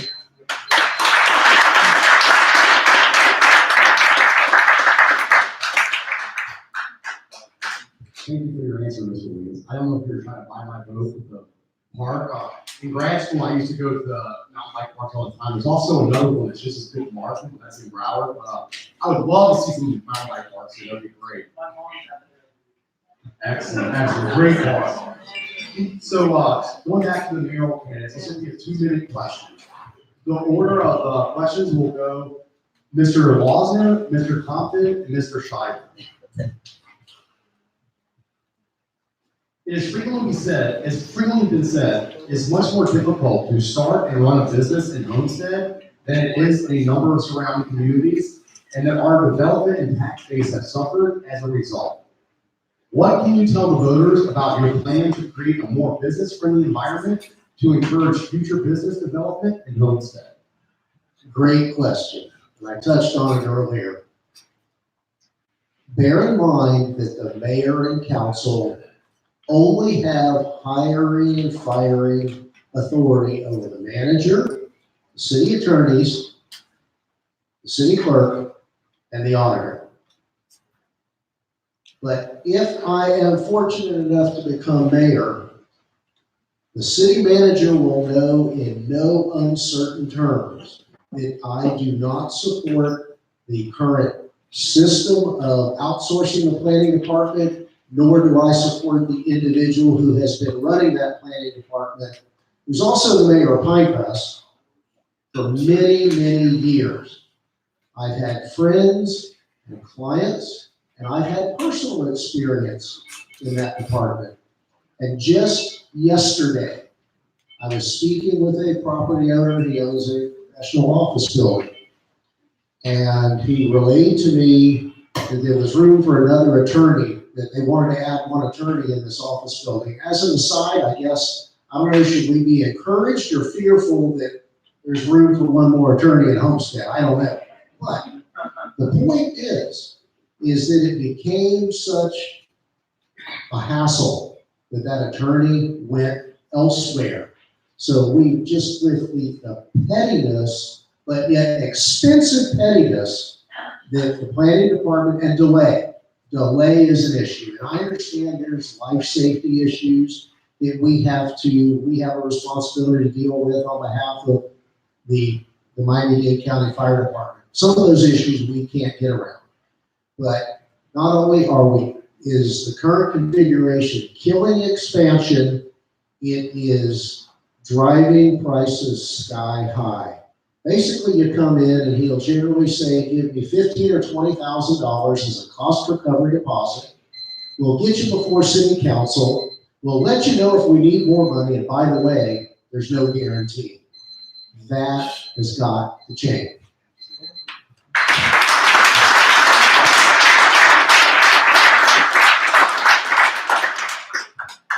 Thank you so much, Mr. Lawson. I really appreciate it. That was a great response. Mr. Compton, would you like me to repeat the question for you, sir? No, thank you. This is a great question, because a lot of what we have talked about up here tonight is commercial industrial development within the city. But if we have a culture within the city that makes it difficult for businesses to come here, it's never going to happen. Those businesses are going to go to Florida City or Incorporated Miami-Dade or somewhere else. We cannot put up roadblocks to having these businesses come here. And yet that's exactly what's happening right now. And we're losing business because of it. This is not a new problem. It's not something that only Eric or myself knows about. If you go and talk to the current council members, they know the problem exists. And yet they do nothing.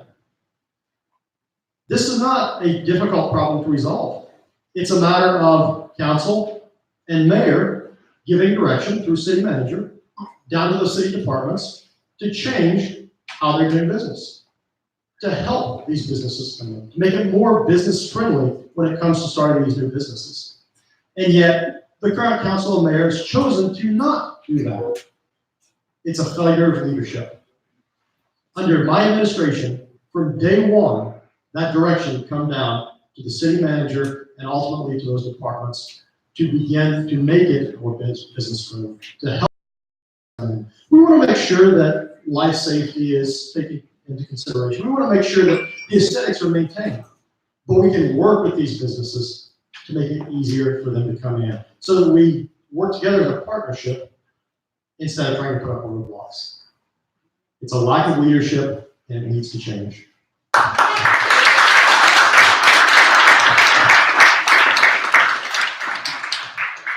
Thank you, Mr. Compton. Our next question will be a 1-minute question. I didn't get to answer that. I'm kind of looking forward to that. I appreciate that. We messed up sometimes. No worries, it's all good. We all mess up sometimes. It's all. Need support sometimes, but Mr. Schreiber, you ready? Should I repeat the question or? Sure, why not? Thank you. Repeat it. I like the views, that's great.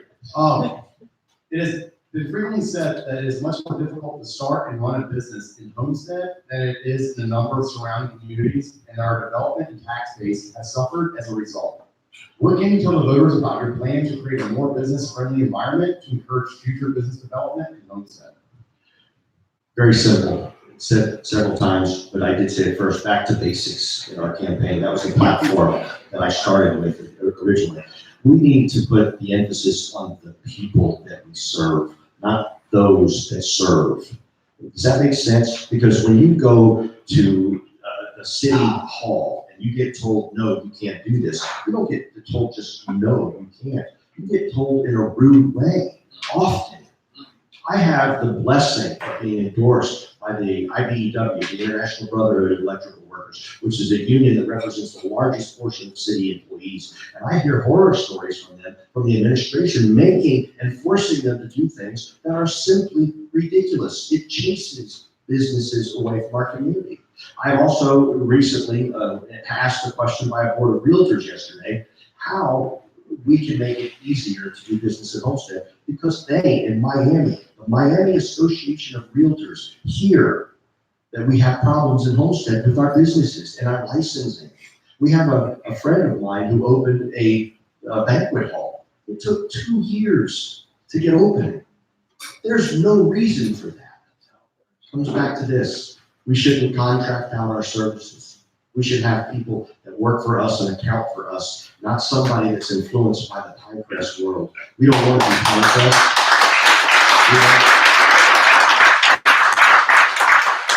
No disrespect to my friends in the high press, because the mayors and others have been friends for a very long time. And experience matters, so those relationships are important. But I love my town. I love the diversity I see in this room. I don't need to be Coral Gables and have the development impacts and those kind of things, the guidelines that we have to do that make us look like something we're not. Meanwhile, we're sitting, as Mr. Losner pointed out, day in and day out with businesses leaving our community. It's time to get back to basics, and it's time to embrace ourselves.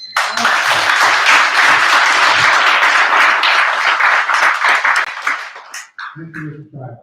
Our next question will be a 1-minute question for the council candidates. The order will be Mr. Ray, Mr. Wiggins, and Mr. Fletcher. A vote by the citizens of Homestead was taken to authorize the funds used to renovate the Seminole Theater at the police station. No such vote was taken prior to the large expenditure necessary to develop Homestead Station. What can you tell the voters about where the funds came from for this project, and what effect this may have on the future financial health of our city? Well, simply put, we have a lot of development in the city, especially as we've talked about all night. We've got a lot of developers that are very interested in everything that's going on in our city. Out east, we're pushing for density shifts, we're doing a lot of things. When the issue of Homestead Station came about, there's a lot of developers floating around right now doing a lot of business. They're putting a lot of money in campaign accounts, but they have not put $1 into Homestead Station. All the ones that we talk about all night haven't put $1 into that project. That project is solely funded by us. Whether it's through grants, loans, whatever, that is on our backs. The plain and simple truth is, I think Mr. Losner mentioned it earlier, we need it to succeed, we want it to succeed. If it fails, we're stuck, and it's going to affect all of us.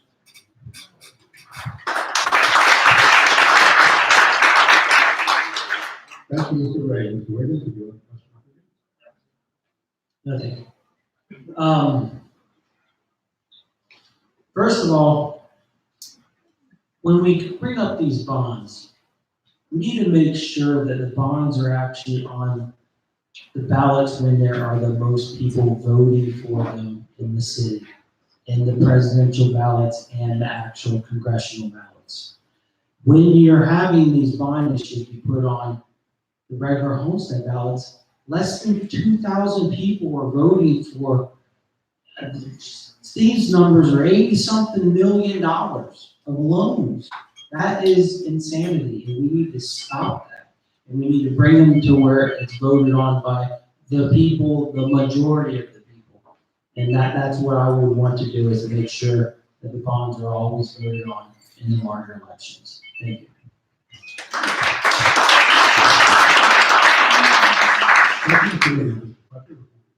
No, I'm good, thank you. What's the city's business in building downtown structures? Big answer here is, it's not the city's business to build buildings in downtown. These efforts that have been taking place should have been put on the ballot as a community issue for us to continue to look at different avenues for that funding. The city needs to get back to its core business, which is working with the enterprise side of the house, working on our general fund, and having employees perform their jobs to protect the public health and safety of the citizens of Homestead. That's core business, folks. We gotta do what we were meant to do.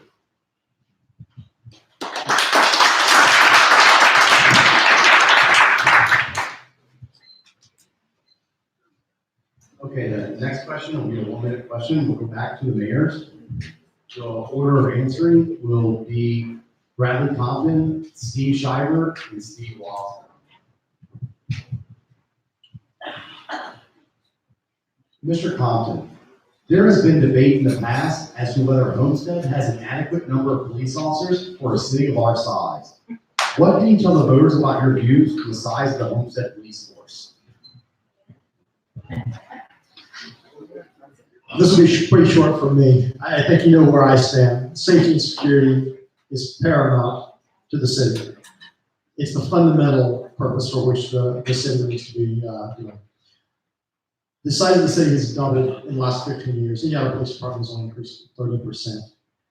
It is inadequate in size to meet the growing demands of our city. The police department has got to increase in size, it's got to increase in training, it's got to increase in technology. We have got to make our police force a priority.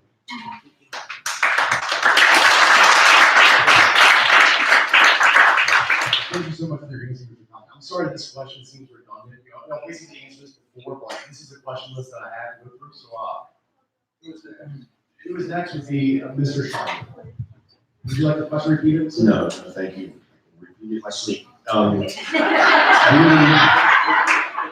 It is important, that public safety, of course, so we don't have priority, we don't have the privilege of having one priority in our community. We have so many challenges coming at us so quickly, they're complex issues. And city government is not, your mom's old checkbook. This is something now that takes a lot of involvement, police ratios and things like that. If you look at the FDLE stats that I quoted at the last debate, there are 140, they quote 140, which includes reserves and includes the administration, not street officers, not people on the street. There was a 1.9 ratio per 1,000 residents, 1.9 officers per 1,000. The statewide average is 2.43. Okay, now that included the 140, that included the reserve officers. Let's say if there's 75 officers on the street, that goes down to 0.98. We are miserably low, and it all comes back to priorities and financial responsibility. That is what leadership is about.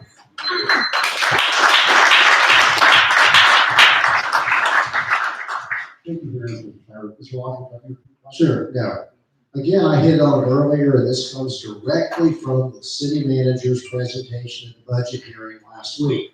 And again, let this sink in. 40,000 residents in 2005, 153 police officers. Today, 76,000, nearly double, yet only 44 new officers. Going from one officer per 261 residents to today, 1 per 386. Now, They may tell you these nice statistics, and we all know that you can make statistics and polls say anything you want them to say. But I know that going door to door, people are concerned about crime. They know there's crime. The police chief admitted he needs 40 new officers. It didn't happen overnight, and not one new officer was in this year's budget.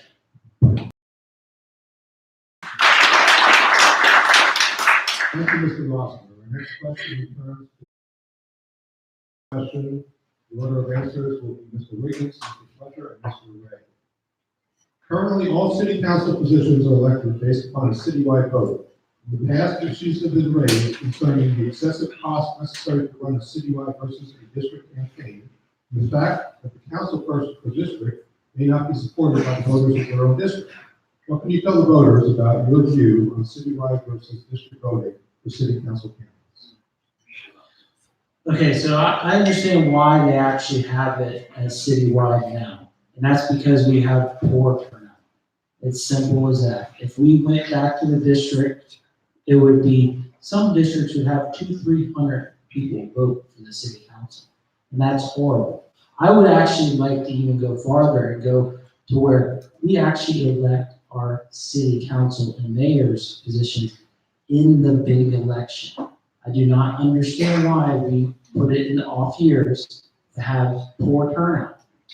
We need to include the entire community, not just the real religious voters. We need to have everyone have a say in the city. And I think if we did that, it would fix a lot of the problems that we have right now currently. Thank you.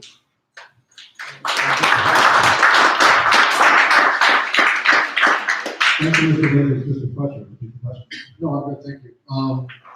So one of the first priorities that this new council is going to have to take is they need to do a charter review. Okay, right now, the current process, I think, is inadequate, in the fact that, we typically do not see a lot of personnel come out and support these elections. You're looking at 9 to 10% voter turnout on any given election. On the big elections, like my colleague up here earlier stated, you typically have about 17%, which isn't that much of an improvement. I think there's more people in here tonight for this meeting than I've seen at most council meetings over the last 8 or 10 years. So this is a big, applause to you all for coming out and getting involved. But we need to make sure that we're looking at that charter and ensuring that we're meeting the criteria that we want to make sure that every district is represented accurately.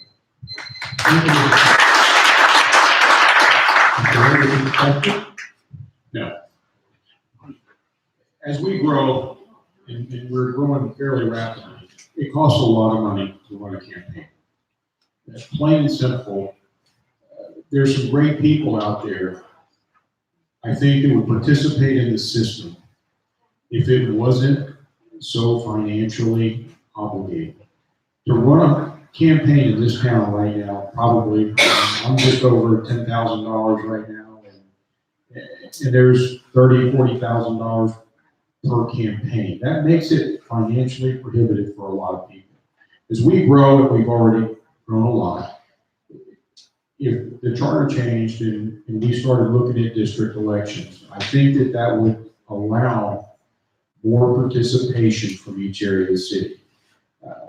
Because you have to market yourself everywhere. And when you get into the whole campaigning process, those with the most money tend to win. And that's something we really need to look at in the future, is a better way to allow everyone in this community to participate.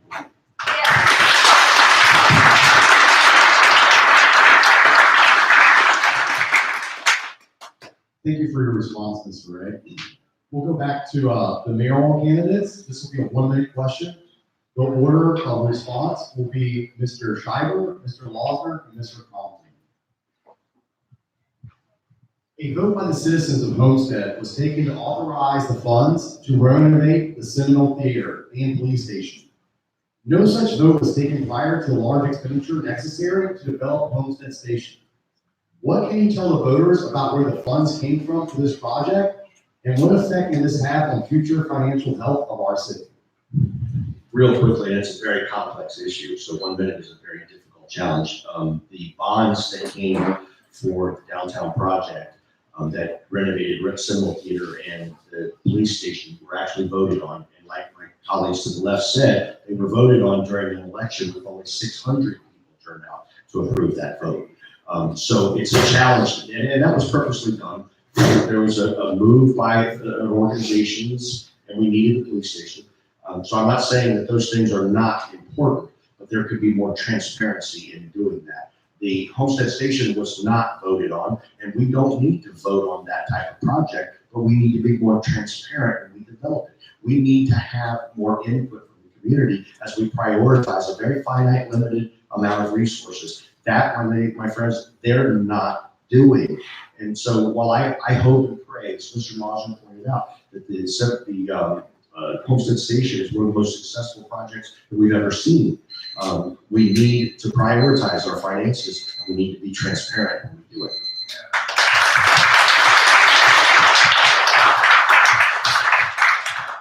Thank you for your answer, Mr. Driver. Ms. Lawson, up here, Pete?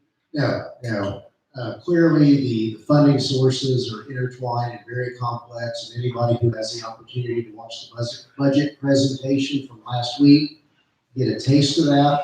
Quite frankly, as I watched that high-tech presentation, I felt like it was a rebuttal to any opposing candidate rather than a true budget presentation. And as an aside, I don't want to know why we need the Homestead version of Ryan Seacrest to do game show hosting.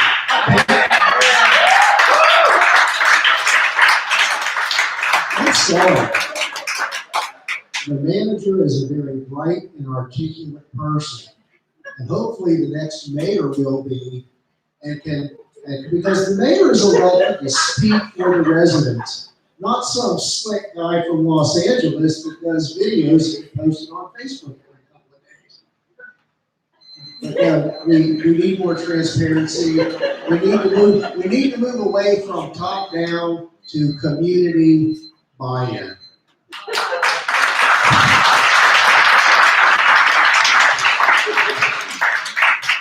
Mr. Walker, I really appreciate your answer. I really appreciate you giving me the last week or so for you pretty well, so I get that. Good service. We can't take ourselves too serious. That's really not. Okay, Mr. Conley, would you like to hear a question for you, sir? No, thanks. I'm not good stand-up, so don't expect that from me. I think where it really stands is transparency, like what's been said here before. We've got the Homestead Station, in which we know really very little about. It wasn't put out to residents. The information wasn't communicated to you. And yet we have council and mayor sitting up there deciding what's going to happen there. We all hope it succeeds. It needs to succeed for the benefit of Homestead. But it has, what, one tenant now? That's not a very good start to it when it's about to open in a couple of weeks. We have to communicate the information out to our residents more. And even more important, when something does come before our residents to vote on, be it a low turnout or otherwise, we need to give them information so that they can make informed decisions. Quite often, these bonds are on a ballot. You have an attorney writing them, and nobody can understand it. We've got to be transparent. We've got to get the information out so our residents can make informed decisions.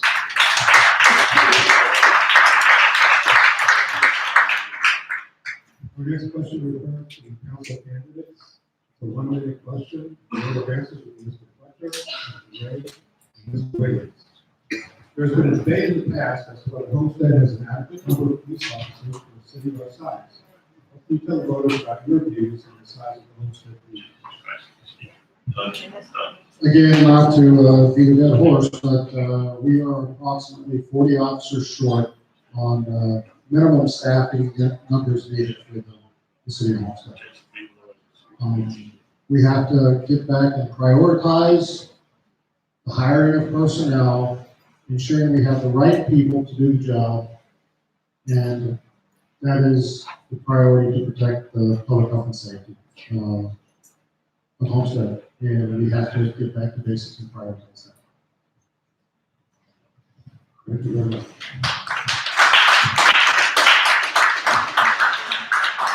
The new litter police station too. We kind of talked about this quite a bit tonight, and the bottom line is, we're short. We're short, and this year, they didn't add anything to the budget because they can't. And funding and priorities are everything. Without killing everybody, looking out of the crowd. I think we talked about this, and it should be a priority, public safety is a priority, and we have to get our financial situation under control, or we can't grow to meet our demands for service. It's that simple.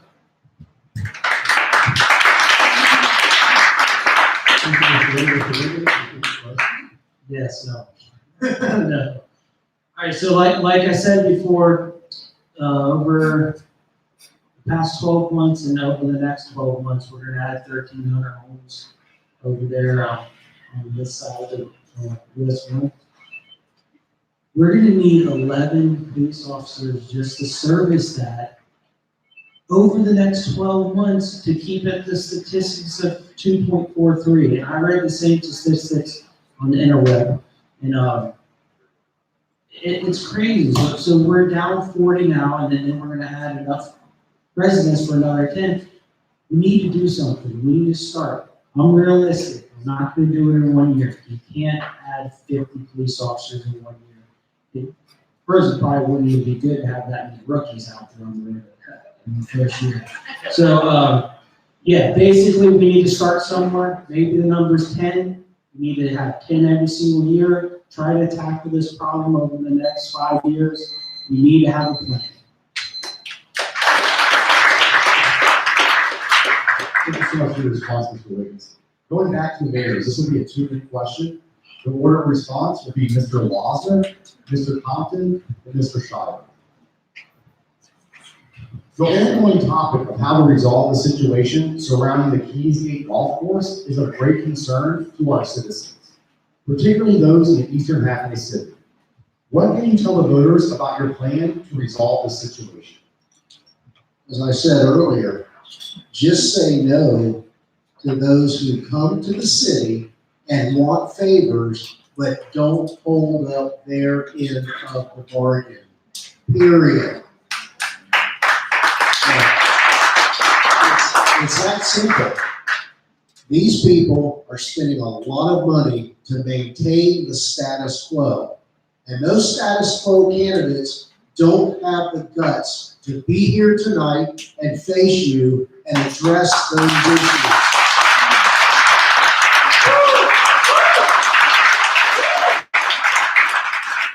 And by doing so, I'm going to draw the line, and I'll go ahead and say it. The three of you have forfeited your right for consideration for anyone's vote to the sacred post of public office.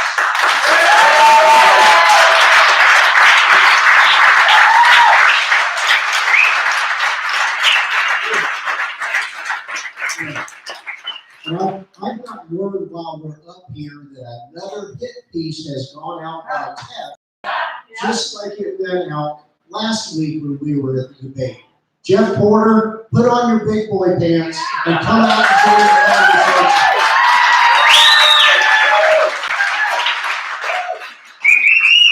the conversation. There are a lot of things we could do with stadium, but we shouldn't have a golf facility to make up voice community by those developers.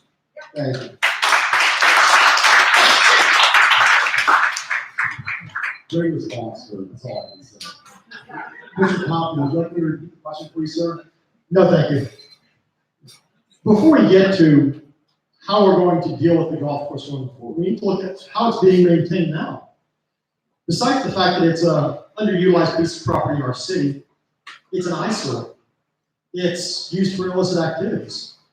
And yet, the way in which it's currently being handled is because it's owned by Wayne Rosen, one of the developers there, who gets special treatment from the city, he doesn't have to follow the same code compliance that it would be if that property belonged to you or me. That's the first thing that has to stop. We have to enforce our code compliance regulations to make sure that it's maintained in a sightly manner right now. We can't have piles of debris out there. We can't have overgrown vines and things on it. You should have to follow the same regulations that everybody else should. And the city and code enforcement has got to ensure that we're not giving special treatment to these developers. The second part of it is how we're going to deal with it going forward. And what we've had so far is these same developers that are coming into the city making promises as to how they're going to revamp the golf course and bring it back to life so that they can get their projects in. But none of these promises ever have any teeth in it. They just make empty promises to city and council. They get their projects approved and nothing happens with the golf course. We have got to make sure that when these developers come in and ask for something, that if they're going to make promises like that, there's actual provisions in there that we can enforce and we can make them live up to their promises. We cannot let the developers continue to get away with making false and empty promises to the city and the city doing nothing about it. Ladies and gentlemen, I don't need to question your Go right opinion. ahead. I don't need anything right now. I think they answered well the issue of the golf course. I just want to say that, as Mr. Lawson pointed out, as we sit here tonight, many of you have received a text message that slams me once again by a scared and unaccountable, inaccessible candidate. Ladies and gentlemen, let me just tell you that it's comical when someone tells me that I'm not taking the high road when he sits behind a pack funded by Wayne Rosen, putting this garbage out every day to confuse each and every one of you. Mr. Porter, let me look in the camera. I, like these other candidates, are here being accountable and accessible and holding ourselves in front of this community, answering questions, which you have not done, sir. I will not run, I will not hide, I don't care how many text messages are put out, I don't care how many hit pieces are put out, I will not, I'm going to go straight at you, and will stand straight to protection of what people can. I will not do it anymore. And that is the time.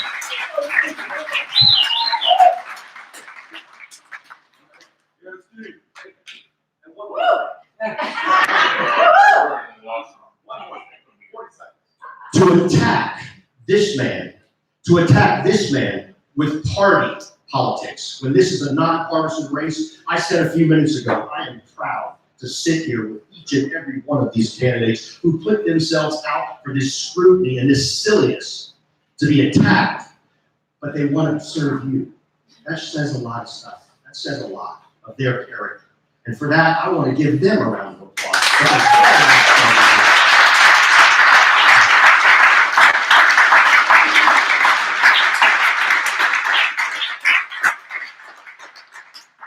Thank you, Mr. Conrad.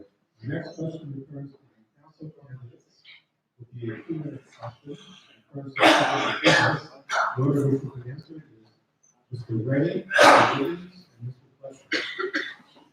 It's frequently been said that it's much more hard, more difficult to start and run a business in Homestead than it is in a number of surrounding communities that our development and tax base has suffered as a result.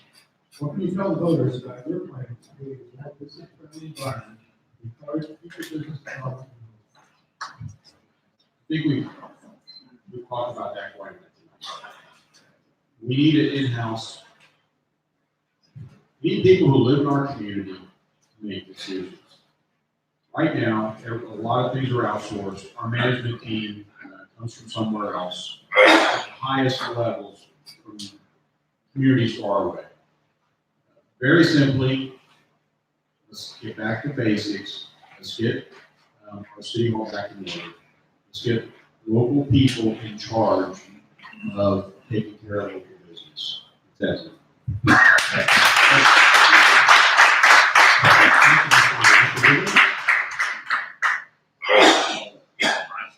We need to make it to where a company can open up in one day, go down to City Hall, get his business makes in one day. That's the work we need to be able to do. We do not need over regulation that prevents businesses from opening. We need to have a very business friendly city, and that's the only way we're gonna entice people to come down and build businesses down here, and it's gonna give us more tax revenue. We have to grow our way out of it.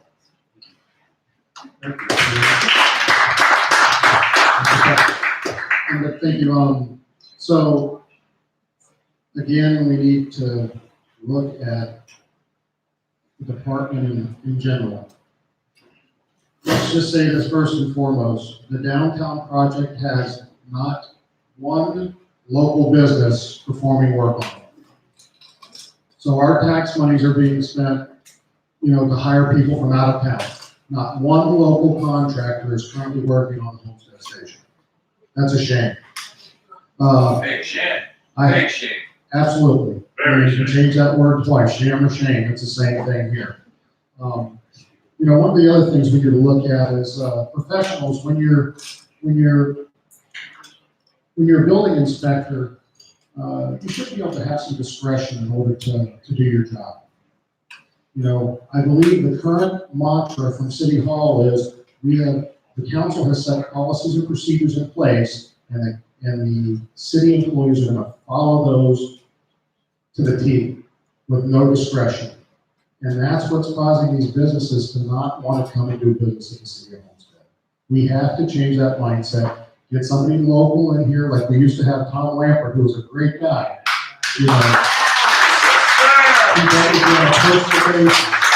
That's what we need to get back to this. Thank you very much. Everybody's already tired, it's pretty late in the evening. We had some more questions, but we're going to go ahead and cut those. We're going to cut right to the end. I want to do the same thing that I did at the water study debate.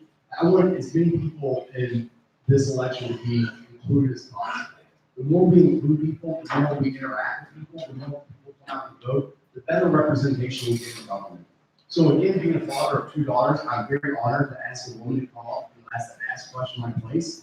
Miss Jeannie DeValle, if you could come and ask the last question, I would appreciate if you could ask it in Spanish, French, English, Creole, and followed by English like last time. And I don't think you can answer the time. Here's Miss Jeannie DeValle. Thank you, everyone.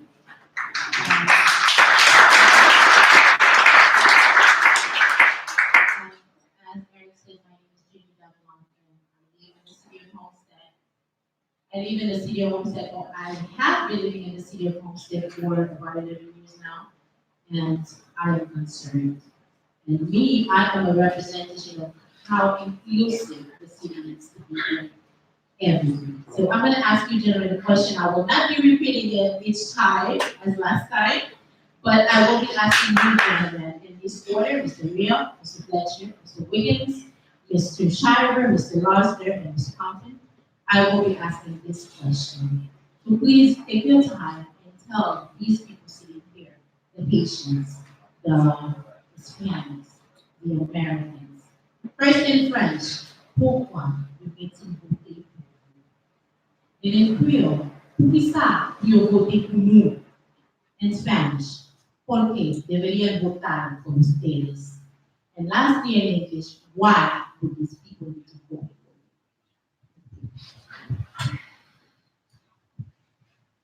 As I said earlier, as a lifelong resident of this community,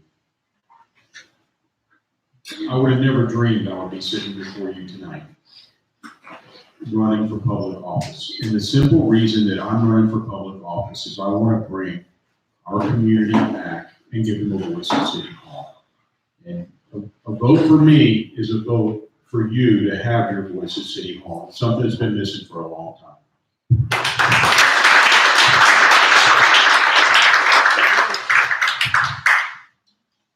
I look back on my time here at Homestead. I ran for city council when I was 26 years old back in 1999. And at that point in time, I wasn't a leader.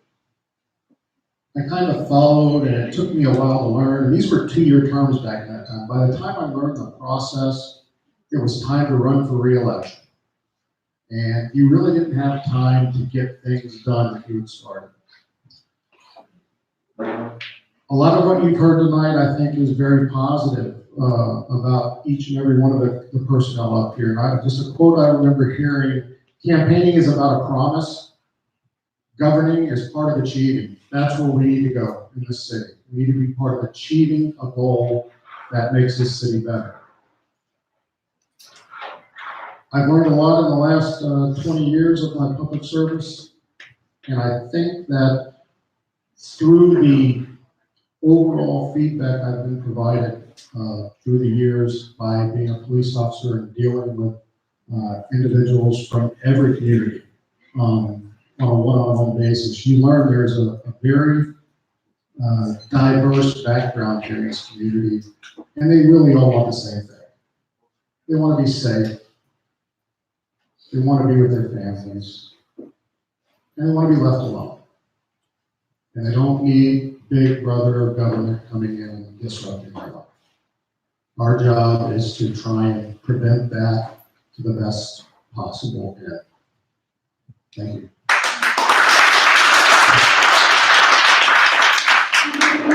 Okay, I'm gonna go back to how I started in this whole endeavor. It was back when we had the first meeting over there. It was at Miami Management, and I just moved into the neighborhood about a year before. And we had the discussion about the golf course, and they did the recreational lease sales pitch and all that stuff. And I asked Pastor Glimmer directly to his face, I asked him, does that mean we have no ownership and we're gonna pay for it and then we're gonna have to buy it back? I was like, how, is anyone buying this? I was like, this is madness. So I ran for my Harbor Park delegate position. Not even 4 months later, I was like, this is unnerving that people are actually buying into this. So then I represented my little neighborhood in Harbor Park. I represented for 2 years, and I learned a lot more than working between the delegates in McKeesgate and the actual developers. It's an ad hoc committee, it's a popularity contest, and they do not have any say in what happens in the association. You know who you're talking to? Yes, I do I know. don't think you do. Yes, I do.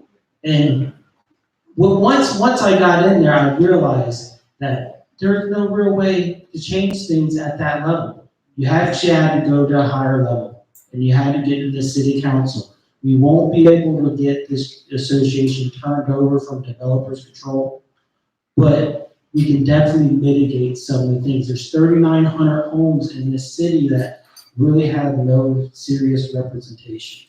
It's represented by the developer on the board.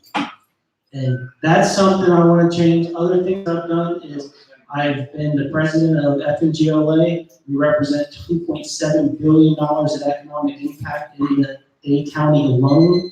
And I've done a lot of other things in the agriculture industry that actually makes it possible for me to provide businesses coming to our city. Thank you.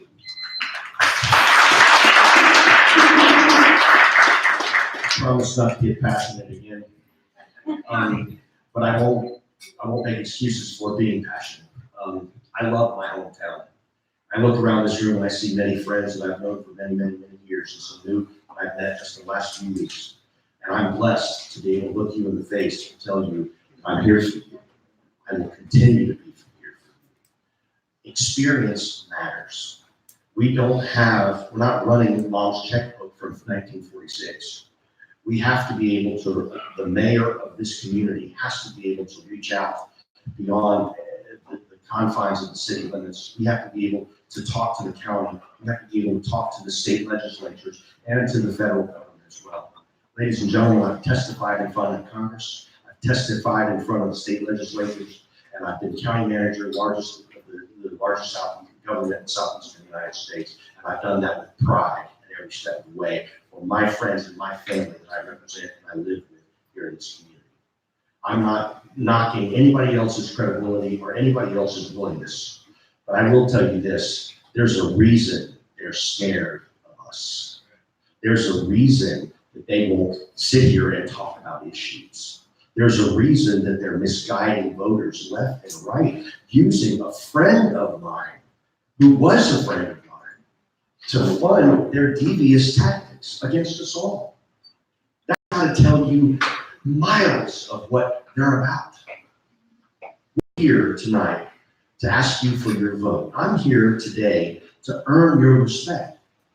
Ladies and gentlemen, my track record speaks for itself. I have made successes and I have had failures. All right, and most of them you've read about on the front page of the Mayoral. And I stand behind and beside everything I've done as experience that's going to benefit you when you elect me mayor of the city of Homestead. Thank you.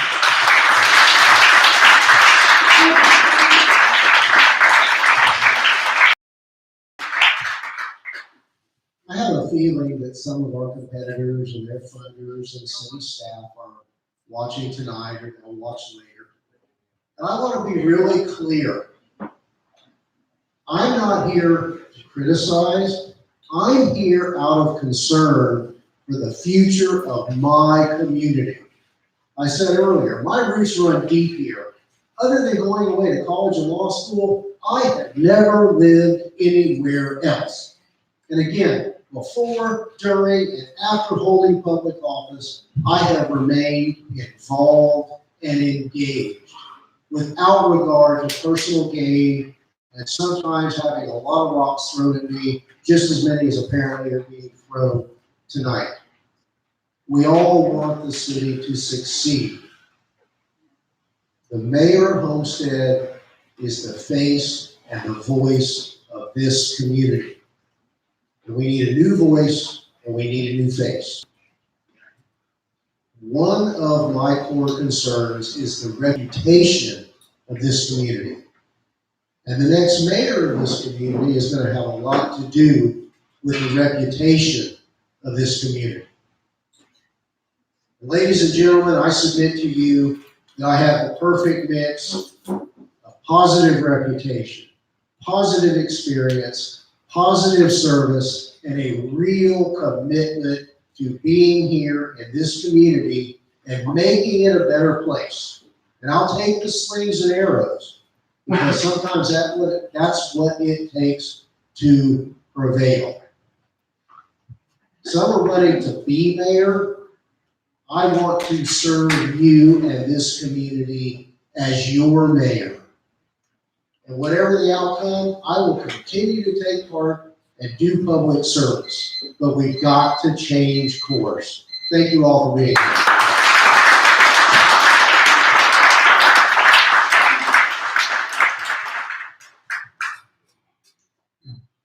It is not easy for any of us up here to be running for office. We put ourselves out for attack. We take time away from our families to serve you. But we're here because we want to represent the city of Homestead.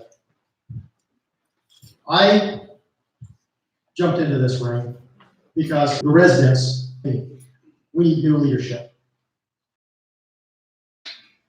That is why I decided to run for this office. You've heard all of us talk about our platforms, what we think should happen to the city. And really, it's very similar. I think we all have similar views on the city. We need a bigger police force. We need commercial development. We need more parks for our children. But the one thing that sets me apart from my competitors, those that are here, as well as those that are not, is that they've been there and done that. These are not new problems. These are problems that have existed for some time.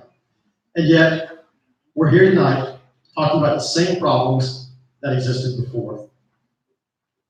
I'm here because I want to provide that representation. I want to listen to you. I want to take your needs and your wants, and I want to take them back to City Hall and bring them to fruition.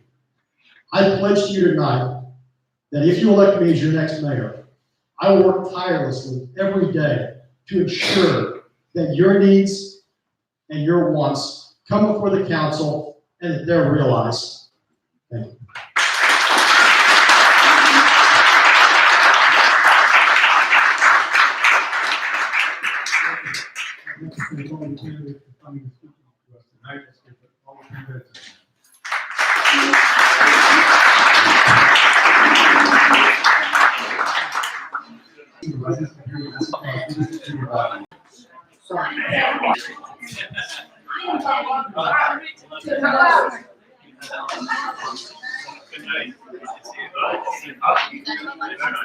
Use your loud voice.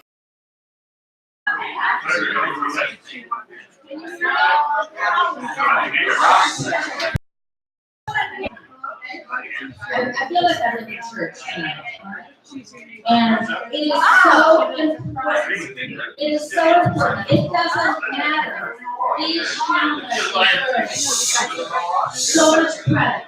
So much credit to stand up. Listen, I took bullets every day of my life when I was on council for 14 years. And it takes courage. And I thank you. I don't care who is elected right at this moment. I will support you. I will stand by you. And what has been done is horrible right now. I just got that text. So it is horrible, horrible. I beg you to bring all your neighbors, knock on those doors, choose your candidates. But primaries are the most important vote we have. Because if these people don't get through the primary, they won't be on the general election ballot. So do that, please. Bring people out, do what you have to do, and get them to vote. And social media is powerful. Use it. I'm gonna bust them in from All my. right? I'm closing my sermon now. Thank you so much.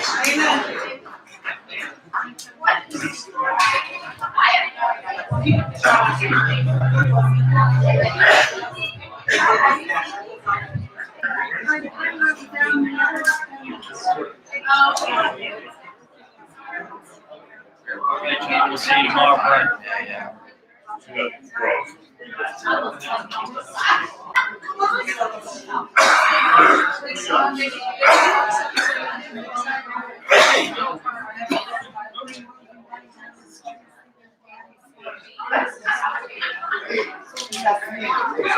Yeah, you could have made it. No, it looks like a trap.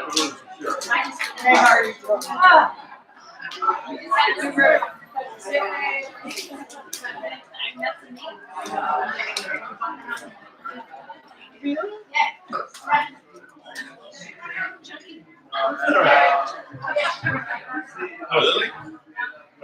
Good to see you.